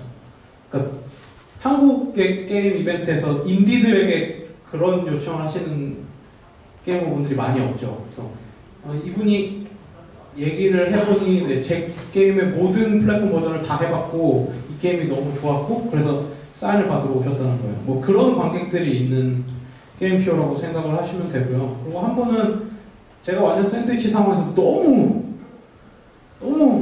진짜 화가 많이 났는데 화를 낼 수는 없고 막 그런 상황에 그날 마지막 손님으로 되게 나이가 좀 꽤 많으신 분이 오셨었어요. 근데 이 게임의 위유 버전이 굉장히 어려운 게임이거든요. 왜냐면 위유에는 그 컨트롤러에도 화면이 있고 저희 게임은 이 화면과 TV 화면을 왔다 갔다 하면서 해야 되는 게임이라서 굉장히 피지컬 측면에서 어려운 게임이거든요. 그래서 막 수십 번을 죽는데 포기를 안 하고 계속 플레이를 하시더니 결국 딱 클리어를 하시고 웃으면서 딱 가시는데 너무 좋은 게임이다 이러면서 가시는데 그때 막 눈물이 나는 거예요. 막 하루 종일 나는 그냥 내 게임 보이지도 않고 뭐 이거 그냥 이번 도쿄게임쇼 망하고 이런 생각을 하고 있는데 네, 이런 진짜 생각지도 못한 분이 오셔서 뭐 머리 희끗희끗한 분이신데 이렇게 와가지고 진짜 수십 번 죽어가면서 트라이를 해가지고 제 게임을 해보고 마지막에 좋다고 정말 좋은 게임이라고 하고 가시니까 막 갑자기 막 눈물이 나가지고 그래 그 다음날부터는 그래 그냥 얘네들 너무 안 오게 너무 알아 그냥 내 게임은 보석 같은 게임이니까 알아줄 사람이 있으면 되는 거야 뭐 이런 생각으로 전시를 하게 됐습니다. 그런 식으로 좀 뭐랄까 그러니까 이게 비하 발언은 아니지만 한국에는 좀 더 캐주얼한 게이머 분들이 더 많다고 생각해요. 그러니까 게임들이 많은 가운데 이 게임 해보고 이렇게 쓱쓱 해보고 잘 봤습니다 이러고 가시고 다른 게임 해보고 이런 분들이 많은데 좀 일본 게이머 분들이 좀 더 뭐랄까 좀 진지하고 열정적인 분들이 간혹 좀 있습니다. 그리고 한편으로는 그 소심한 분들도 많아서 그러니까 이걸 소심하다고 표현해야 되나? 그러니까 소심하면서도 열정적이셔서 제가 게임을 그만하라고 할 때까지 계속 하시는 분들이 꽤 많아요. 그래서 가시게 되면 일본어로 이렇게 다음 분을 위해서 그만해 주셨으면 좋겠으면 뭐 이렇게 좀 정중하게 쓰셔가지고 이렇게 보여주시면 될 것 같습니다. 또 대부분 영어를 못 하시니까요. 이게 이제 2014년 때 부스였는데 사실 한국 게임쇼에서도 이런 걸 하면 되게 재밌을 것 같은데 도쿄 게임쇼나 E3나 가면 이렇게 미디어들이 자기들끼리 상을 선정해서 이렇게 막 스티커를 붙여주거든요. 예를 들면 이제 도쿄 게임쇼가 4일이라고 치면 둘째 날 왔더니 아침에 내 부스에 막 이런 걸 붙여놓고 간 거죠, 기자들이. 그래서 이 중에서 뭐 도쿄 게임쇼 최고의 인디 게임을 뽑아서 또 기사가 나기도 하고 이런 부분이 되게 재미있습니다. 그리고 도쿄 게임쇼 자체가 진짜 사람이 정말 미어 터지는 이벤트라서 그러니까 메인홀을 가면 진짜 거의 발 디딜 틈 없을 정도로 사람이 많거든요. 근데 인디 부스도 되게 좁고 따닥따닥하고 멀리 있지만 그래도 굉장히 많은 사람들이 방문을 하니까요. 가보시는 것도 괜찮을 것 같아요. 저는 그 2014년에 그 엑스박스 사람들을 만났었는데 이분이 엑스박스 사장이거든요. 필 스펜서라는 분인데 저희가 엑스박스 1 버전을 만들게 된 계기가 이 만남이었어요. 그러니까 저희 부스에 와서 게임을 해보더니 이 게임 좋다. 그래서 이 게임 지금 출시됐어. 그래서 저희는 이때 어떤 전략을 썼냐면 2014년 도쿄 게임쇼 기간 중에 출시를 했어요. 스팀 출시. 왜 그렇게 했냐면 거의 다 만든 게임이었고 그래서 관람객이 와서 이 게임 되게 좋은데 언제 해볼 수 있어요? 라고 했을 때 관람객한테 집에 가서 사세요 혹은 내일 나와요 라고 얘기하고 싶었거든요. 그러니까 그렇지 않으면 사실 그 게임쇼에는 정말 많은 게임이 있고 내가 호감을 가졌던 게임이더라도 잊혀지기가 쉽다는 생각을 했었어요. 그래서 무조건 도쿄 게임쇼 기간 중에 런칭한다. 그래서 하루는 거의 런칭하고 이게 또 스팀이 미국 플랫폼이다 보니까 런칭하면 게임이 한 한국 시간으로 일본하고 시간이 같으니까 새벽 2시에서 3시쯤에 런칭이 돼요. 그러면 런칭을 하고 나면 당연히 또 막 버그 리포트가 쏟아진다거나 할 수가 있죠. 그래서 그것 때문에 거의 잠을 못 자고 갔었는데 이날도 이제 필 스펜서 씨가 와서 전 사실 누군지도 몰랐고 제가 이 게임 괜찮은데 언제 출시돼? 뭐 PC야? PC고 내일 스팀에 출시돼. 그랬더니 이 게임 마음에 드는데 나 트윗해도 돼? 그래서 그러라고. 그래서 이때 이제 이분이 이 게임 내일 출시된다. 엑스박스 원으로 가져오고 싶은 또 하나의 게임 이런 식으로 되게 우호적으로 트윗을 해주셨고 그게 되게 한국 게이머들 분들한테 알려져가지고 되게 작은 화제가 되기도 했었어요. 그래서 이런 식으로 그 기회를 잡으실 수도 있거든요. 이것도 정말로 생각지도 못한 기회였다고 생각을 해요. 되게 웃긴 게 지금 그 필 스펜서 씨가 쓰고 있는 헤드폰은 플레이스테이션 헤드폰이거든요. 그리고 저 멀리 보이지만 PS 러브 인디즈라고 써있잖아요.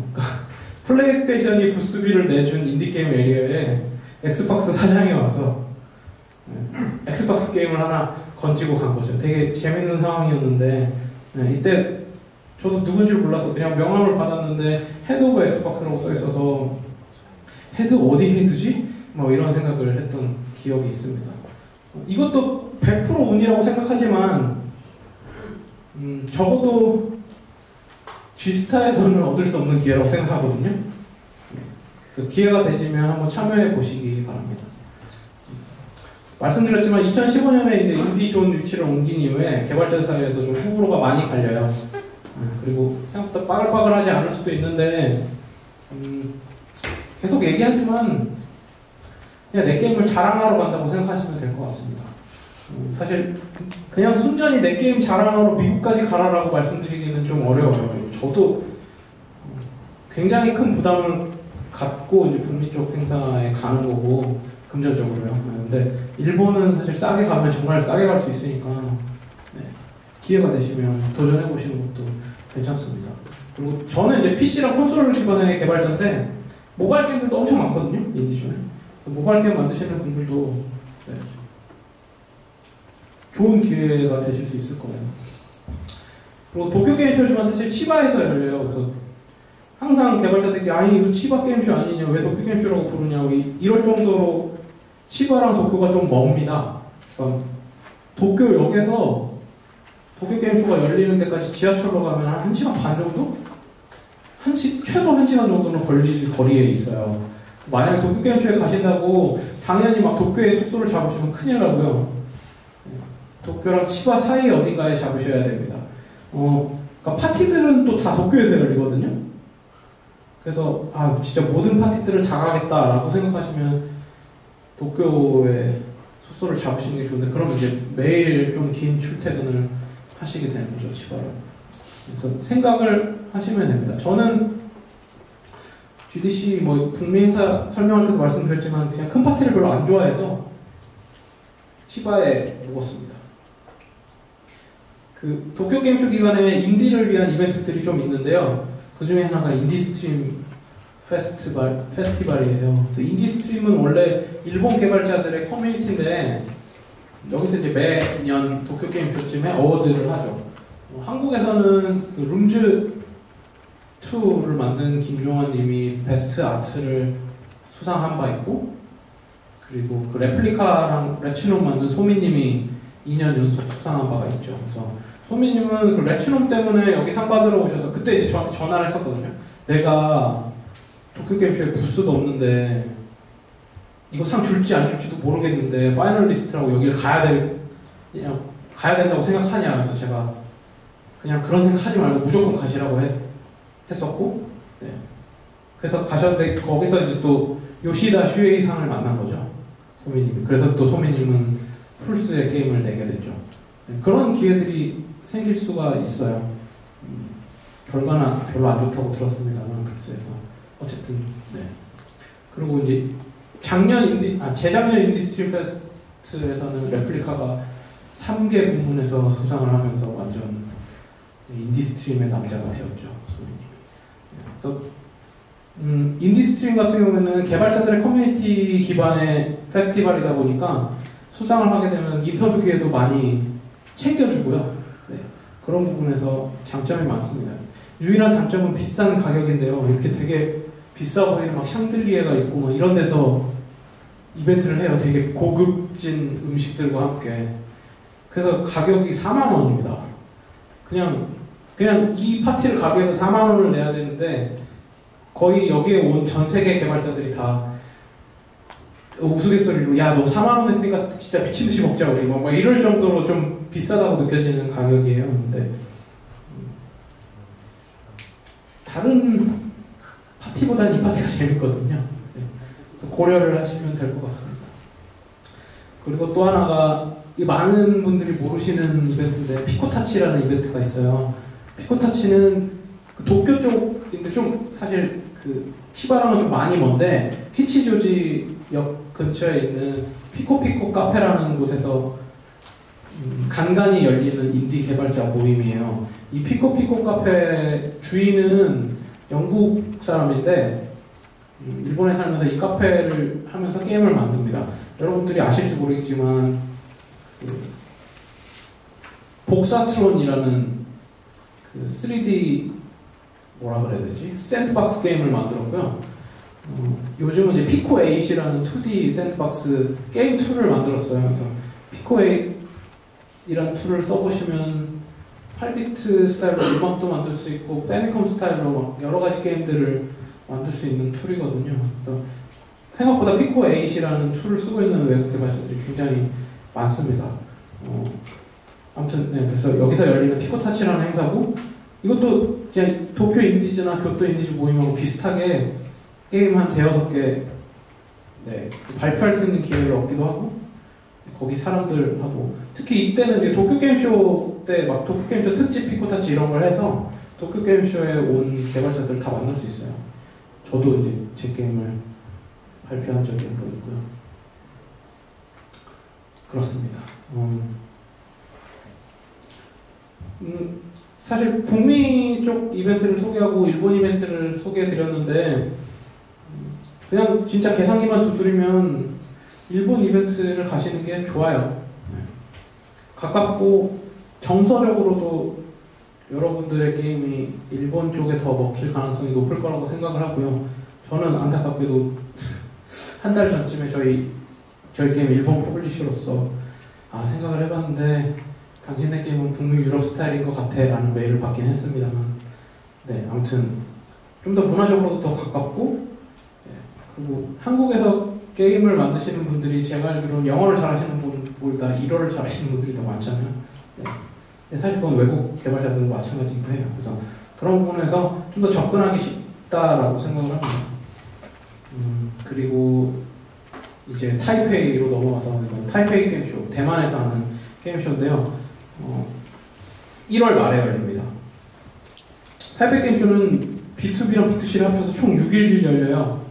부스 구성만 보면 뭔가 대만에서 열리는 작은 도쿄 게임쇼 같은 느낌인데 이 느낌이 어떤 느낌이냐면 G스타에서 볼 수 없는 스퀘어 에닉스 부스나 남코 부스 같은 게 있는 거죠. 유비소프트 부스나 이런 게 대만 게임쇼에는 있어요. 그래서 되게 진짜 작은 도쿄 게임쇼 같은 느낌을 받습니다. 그리고 지리적 위치 때문인지 다른 아시아 이벤트보다 동남아에서 온 개발자들이 많아요. 제가 타이페이 게임쇼를 생각하시는 분께 드리고 싶은 말씀, 가장 중요한 말씀 딱 이건데요. 그 타이페이 게임쇼에 인디 개발자들이 참여할 수 있는 방법은 두 가지입니다. 인디게임 페스타라고 B2B 기간에 할 수 있는, 전시할 수 있는 거랑 인디하우스라고 B2C 기간에 전시할 수 있는 두 가지로 나뉘는데 인디게임 페스타는 그 B2B 존이 꽤 커서 거의 웬만한 신청하면 거의 웬만한 개발자들이 다 할 수 있는 정도로 알고 있고요. 대신 인디하우스는 좀 게임을 뽑아서 전시를 합니다. 근데 제가 드리고 싶은 말씀은 B2B가 진짜 너무 휑하거든요. 그러니까 저는 그 인디하우스까지 같이 하게 돼서 갔고, 왜냐면 제가 작년 타이페이 게임쇼를 갔을 때 그때는 거의 저희 게임은 거의 모든 플랫폼에 다 출시를 해서 저희가 생각하는 모든 플랫폼을 다 출시를 해서 비즈니스 이슈가 없을 거라고 생각하고 그냥 타이페이 사람들한테 우리 게임 알리자 이래서 간 거였기 때문에 B2B에는 전혀 관심이 없고 B2C 때문에 간 거였는데 B2B가 정말 너무 횡해요. 그러니까 어느 정도로 횡하냐면 그 B2B 부스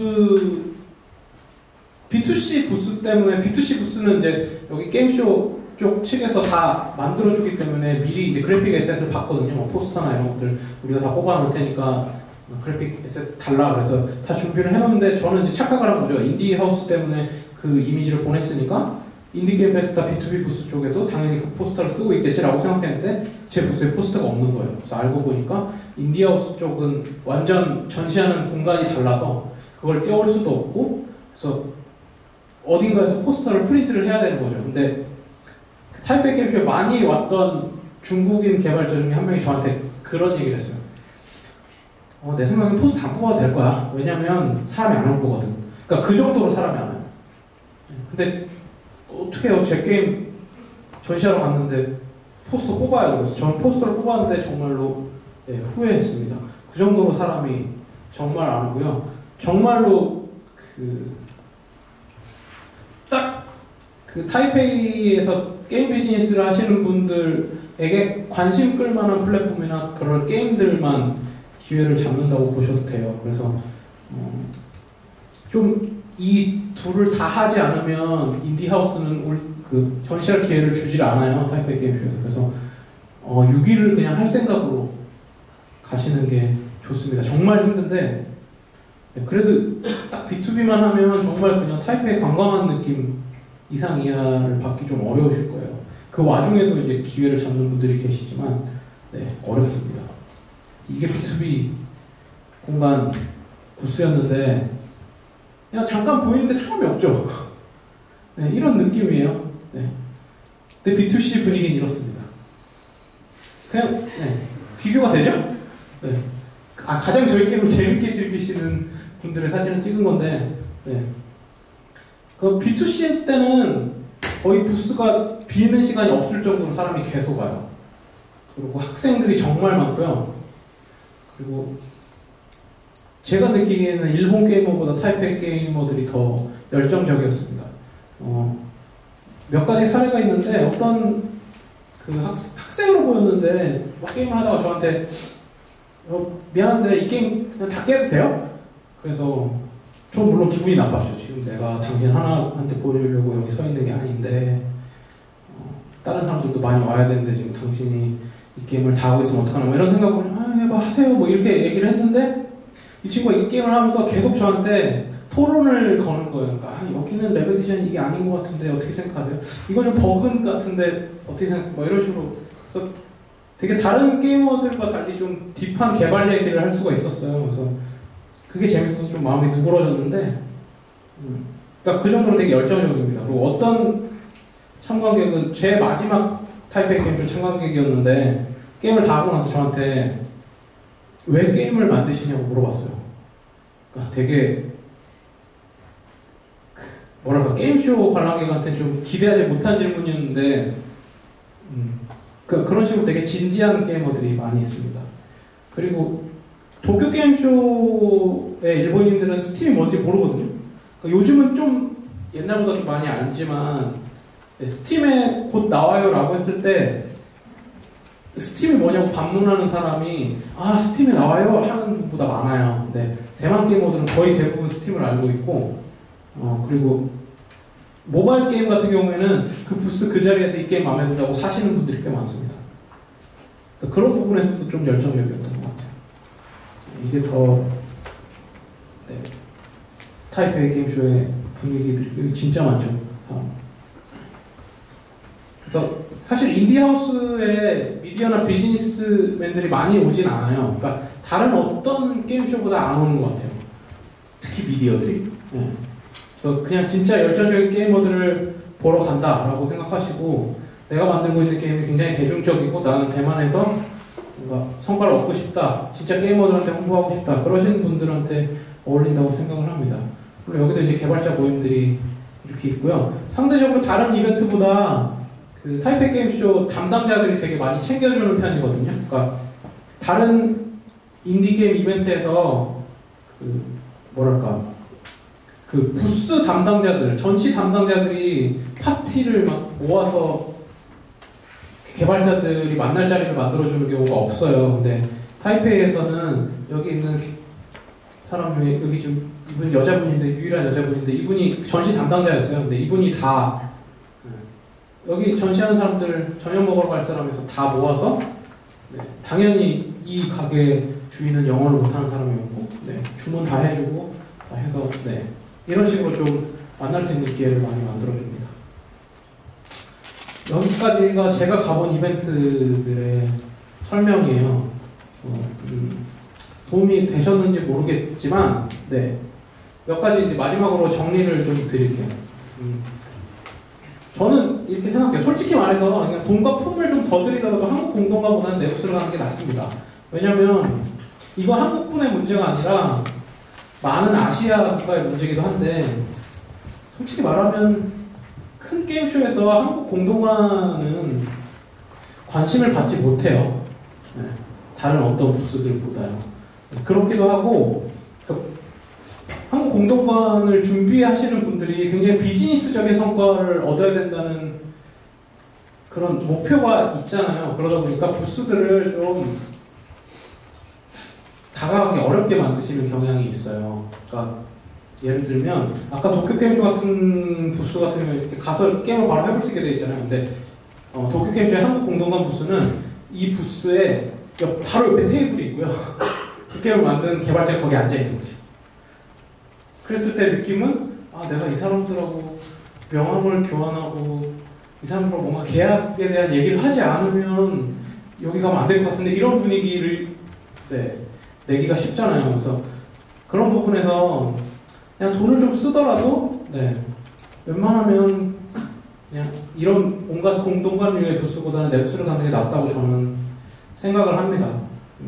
실제로 그러니까 한국뿐만의 얘기가 아니라는 게 제 아시아 쪽 친구 중에서 이제 싱가포르 개발자가 한 명 있는데, 그 친구는 2016년 도쿄게임쇼를 제가 갔을 때 그 인디게임 에리어 쪽 말고 싱가포르 쪽 부스에서 전시하고 있었거든요. 근데 계속해서 여기 너무 싫다, 여기 너무 사람도 없고 지루하고 나 거기로 가고 싶다 막 계속 그런 얘기를 할 정도였거든요. 근데 뭐 나라마다 좀 다르긴 한데 아직까지는 한국 공동관들이 좀 그러니까 정말 진짜 비즈니스를 하지 않는 이상은, 그러니까 내 게임을 막 보다 많은 사람들에게 보여주고 싶다라는 생각을 가지고 가시는 분들한테는 어울리지 않는 부스 형태가 아닌가라고 생각합니다. 다 이제 말씀드렸다시피 GDC 같은 데 전시하게 된다면 뭐 그 기회에 한번 가보시는 거죠.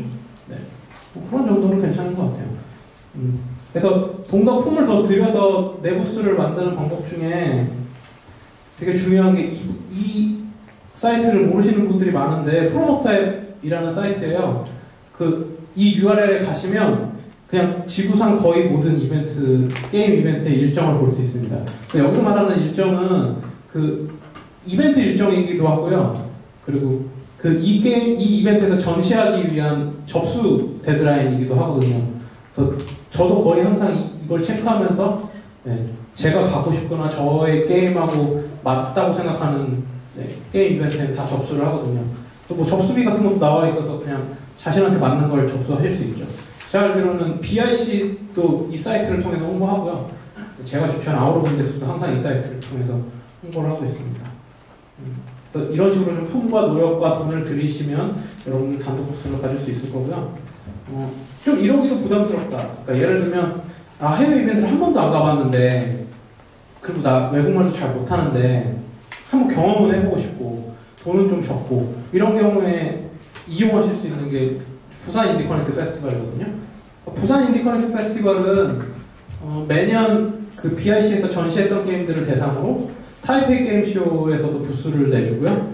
그리고 뭐 선정을 하는 과정이 있긴 합니다만, 이제 미국에서 하는 팩스 이벤트도 BIC 부스를 내주고요.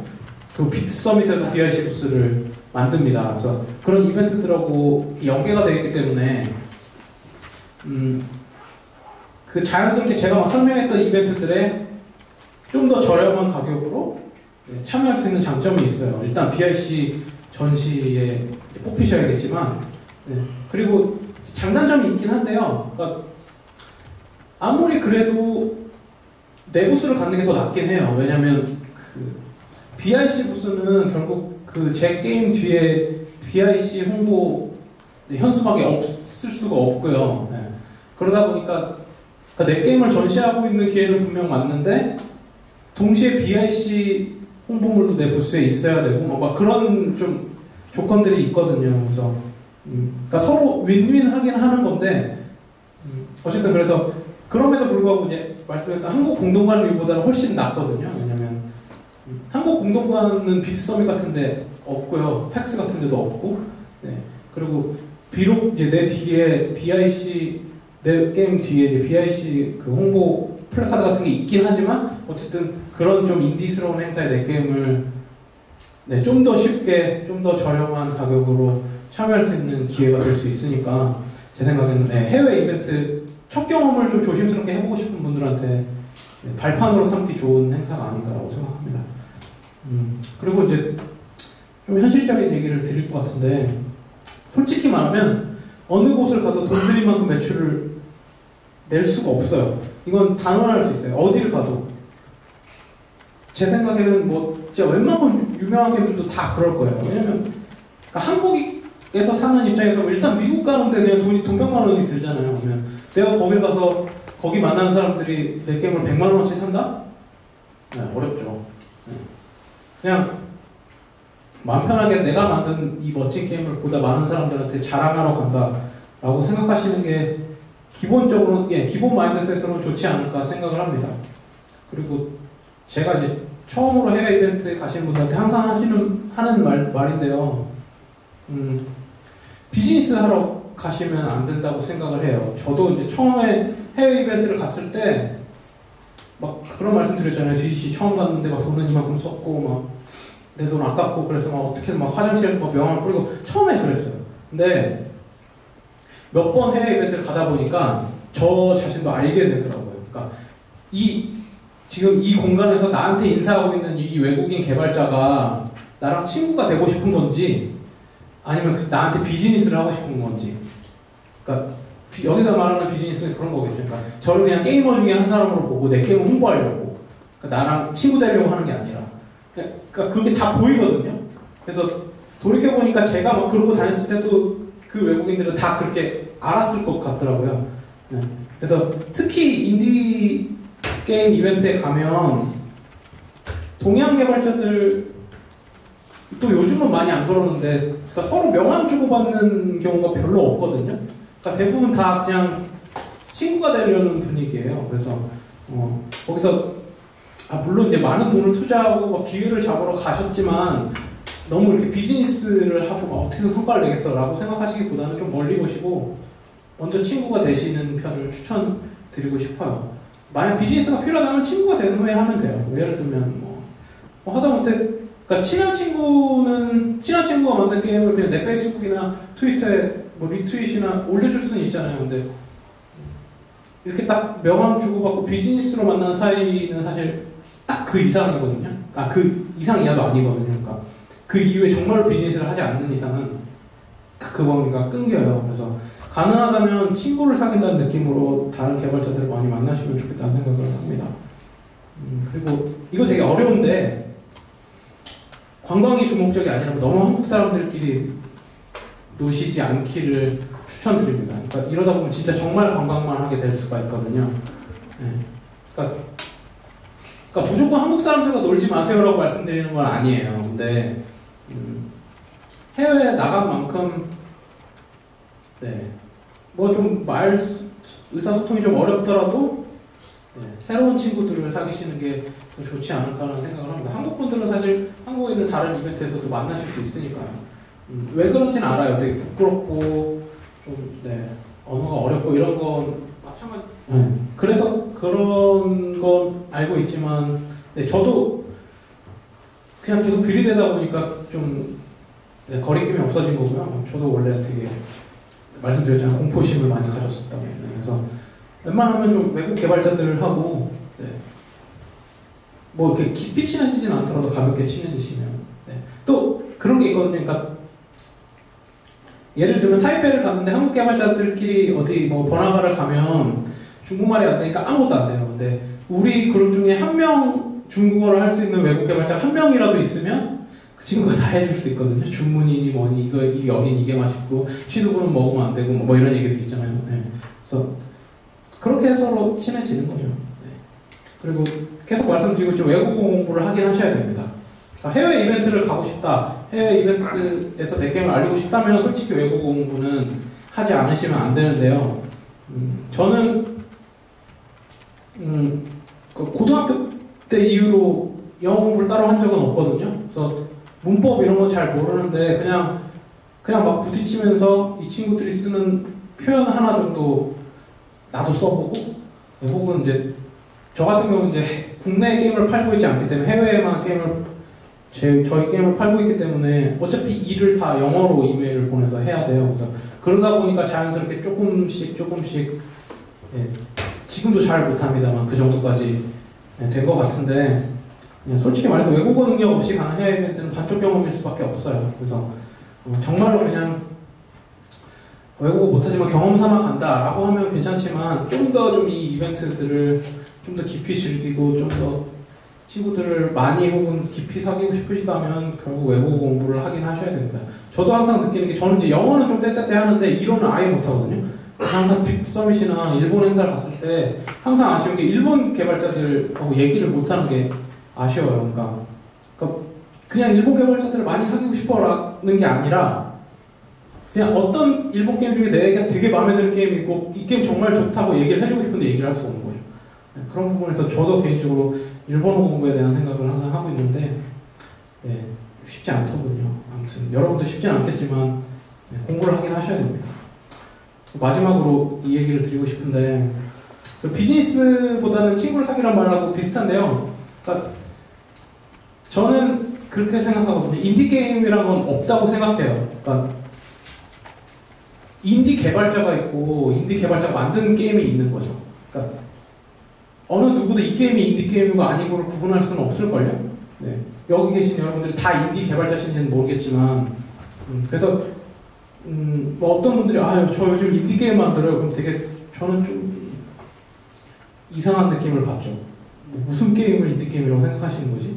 네, 뭐 그런 생각을 하는데, 어쨌든 드리고 싶은 말은 인디씬은 그래서 막 인디 게임 제가 만들었습니다 이렇게 데뷔하는 게 아니고요.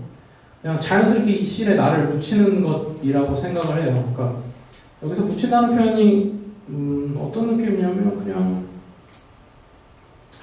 그러니까 막 보도자료를 물론 뭐 써야 되겠지만 보도자료를 써서 막 여러저러 한국 해외 미디어들에게 막 내 게임을 알리고 인디 개발사입니다 뭐 새 작품을 만들었어요 이런 것도 좋은데, 그냥 좀 더 자연스럽게 그 개발자 커뮤니티에 묻어가고 그들과 내 게임에 대한 토론을 나누고, 뭐 때로는 이제 네 게임 구경 이런 얘기도 하긴 하지만 사실 그런 얘기 할 수 있는 친구들이 많이 없거든요. 그러니까 많은 개발자 친구들의 페이스북을 보면 뭐 지금 개발하고 있는 개발 버전을 올렸을 때 달리는 댓글은 모두 대표님 쩝니다. 이게 정말 혼자 만든 거란 말이에요. 뭐 이런 댓글밖에 없잖아요, 솔직히. 근데 그 중에서 진짜 솔직히 이건 좀 구리더라라고 얘기하는 친구는 정말 소중한 친구거든요, 이 씬에서.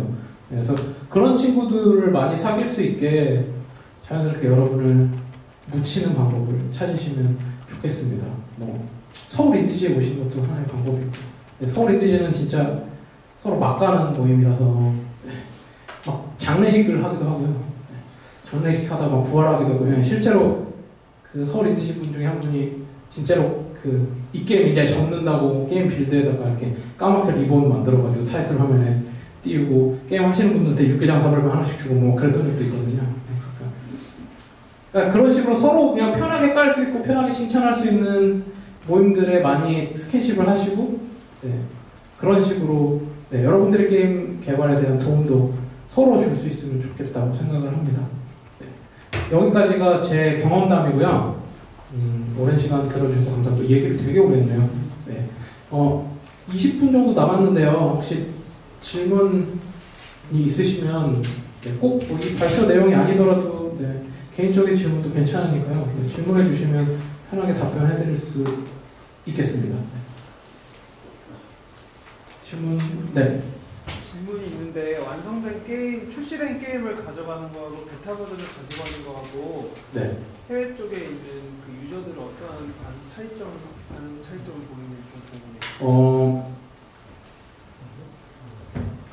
그러니까 비즈니스적 측면에서 완성에 가까운 게임을 가져가는 게 당연히 좋고요. 왜냐면 아까 말씀드렸다시피 이건 제 생각이긴 한데, 그러니까 굉장히 좋은 개발 중인 게임을 해봤을 때 인상이 그 게임이 실제 출시된 기간하고 굉장히 그 갭이 크다면 사실 잊혀지기가 너무 쉽거든요. 그래서 그런 부분에서 그러니까 꼭 완성에 가깝지 않더라도 그러니까 이 게임이 그러니까 사람들한테 강한 인상을 남겨줄 때까지는 네, 버티셨다가 그 빌드를 가지고 나가시는 게 괜찮을 것 같다는 생각을 해요. 특히 요즘 같은 경우에는 게임이 너무 많이 나오거든요.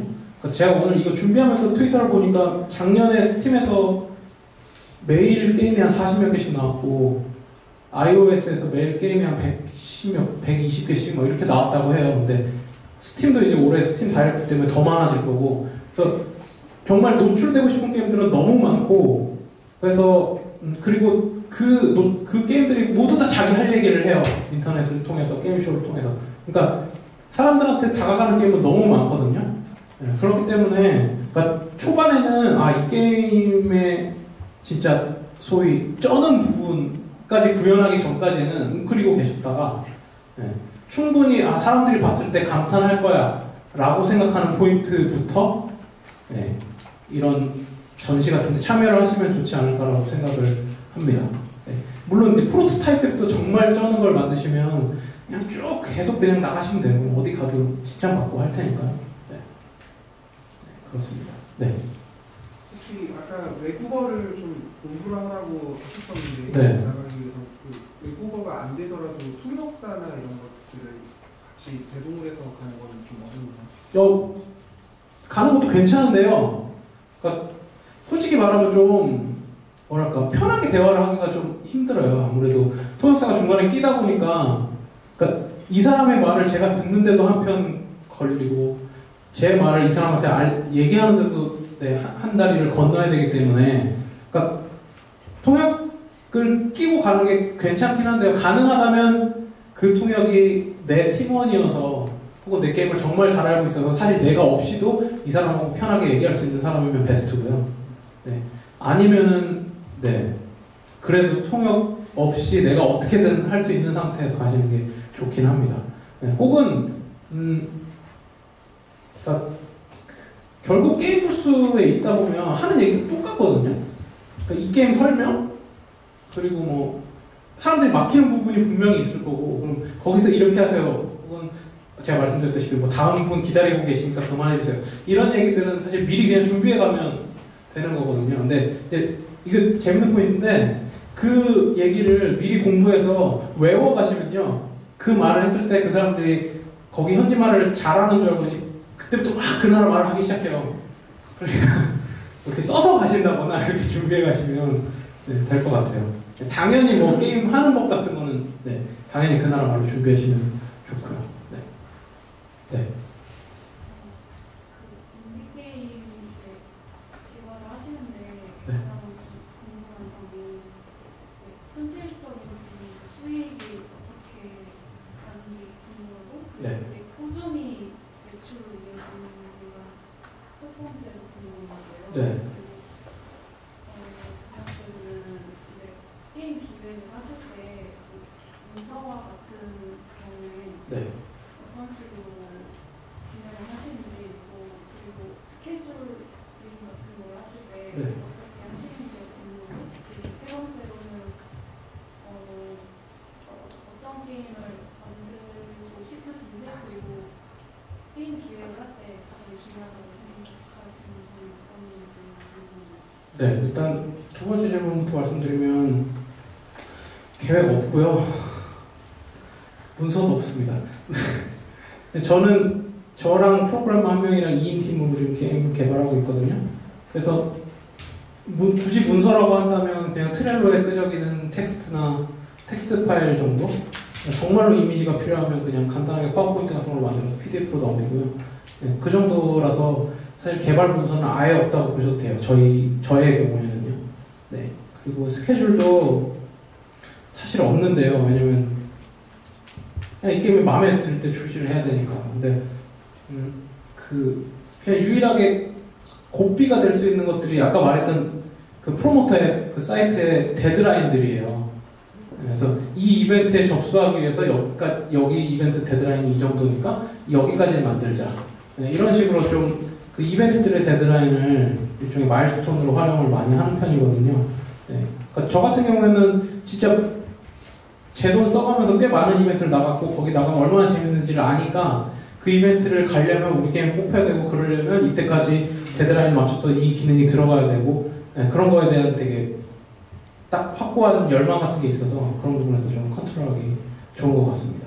그리고 돈은 그러니까 요즘 자신을 인디라고 표현하시는 분들이 많은 유형이 있다고 생각을 해요. 근데 저는 일단 기본적으로 당연히 부자가 되면 좋은데 돈 벌려고 게임 만드는 건 아니거든요. 그러니까 제가 게임을 만드는 동력은 이런 말 하면 좀 부끄러운데 제 자랑하려고 만드는 거예요. 그래서 그러니까 제가 게임 이벤트 갔을 때 가장 즐거운 순간은 사람들이 제 게임을 해보고서 긍정적인 의미에서 놀랄 때예요.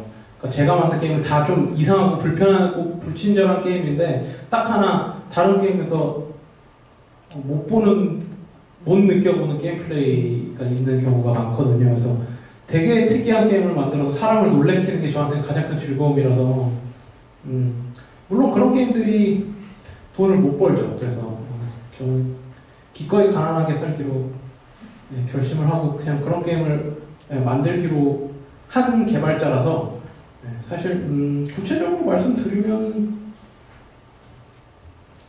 얼마 벌었다고 해야 되지?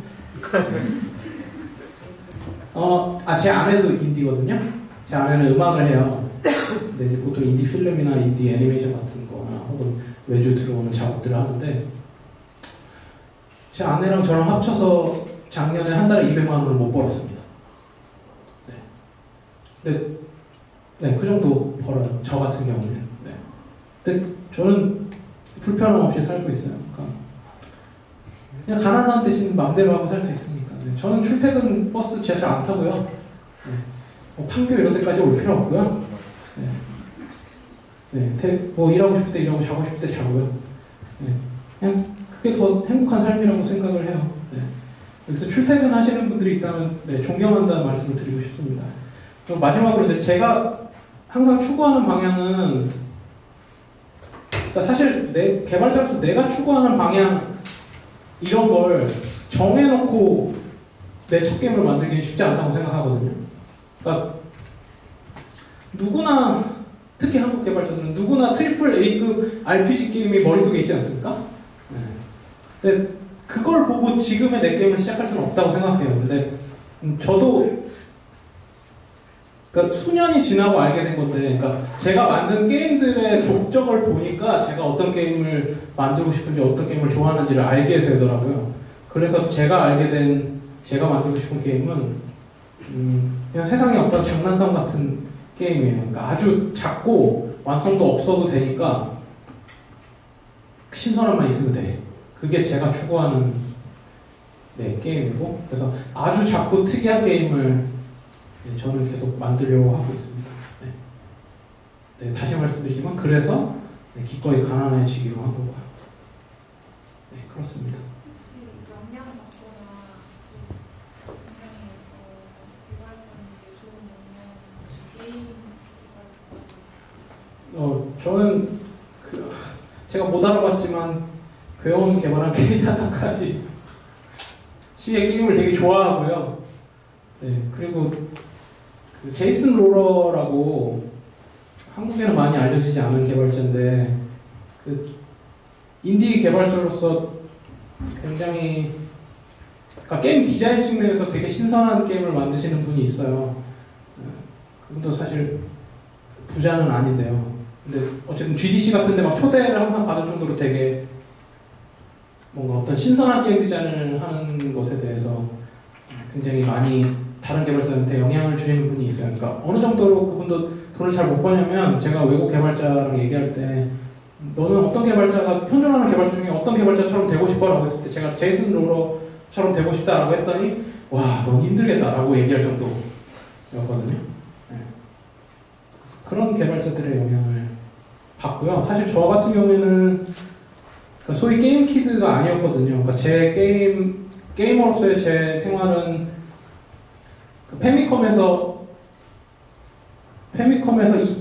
2001년도쯤 제가 첫 컴퓨터를 살 때까지가 비어 있어요. 그래서 그 사이에 명작들을 하나도 안 해봤고, 젤다 시리즈도 한 번도 안 해봤고, 파이널 판타지도 안 해봤고, 온갖 명작이라고 불리는 게임들 거의 다 못 해봤다고 보시면 돼요. 근데 저 같은 경우에는 그러니까 게이머로서 내가 게임을 너무 좋아하고 나도 게임을 만들고 싶어라는 것보다는 그냥 창작자로서 나는 창작하는 걸 좋아하는 사람이고 되게 특이한 걸 만들고 싶고 제가 선택한 플랫폼이 게임인 거거든요. 그래서 뭐랄까 다른 게임의 영향을 많이 받는다기보다 다른 것들의 영향을 더 많이 받는 것 같아요. 다른 작품들이나 네, 뭐 영화나 혹은 네, 요즘은 사실 네, 주변 인디 친구들의 영향을 더 많이 받고 있긴 하지만 네, 그렇습니다.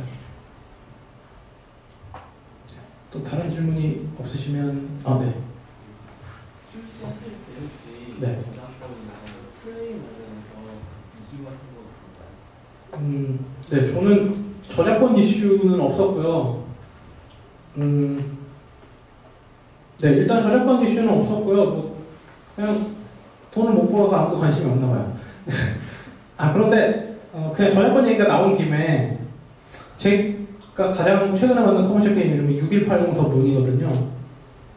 여러분 제가 정말 강조해서 말씀드리지만 게임에 세 자릿수 이상의 숫자를 이름으로 넣으시면 안 됩니다. 아무도 기억 못해요. 저랑 친한 사람도 심지어 뭐 3181 그거 좋던데 뭐 이러거든요. 정말 아무도 기억을 못하니까 네. 게임 이름에 숫자를 넣으시려면 한 개나 두 개까지만 넣으세요. 또 질문이 없으시죠? 네, 거의 지금 제가 듣기에 9시까지 여기를 써야 된다고 해서 다른 질문이 있으시면 네, 이게 끝나면 저한테 물어보셔도 될 것 같습니다. 네, 들어주셔서 고맙습니다.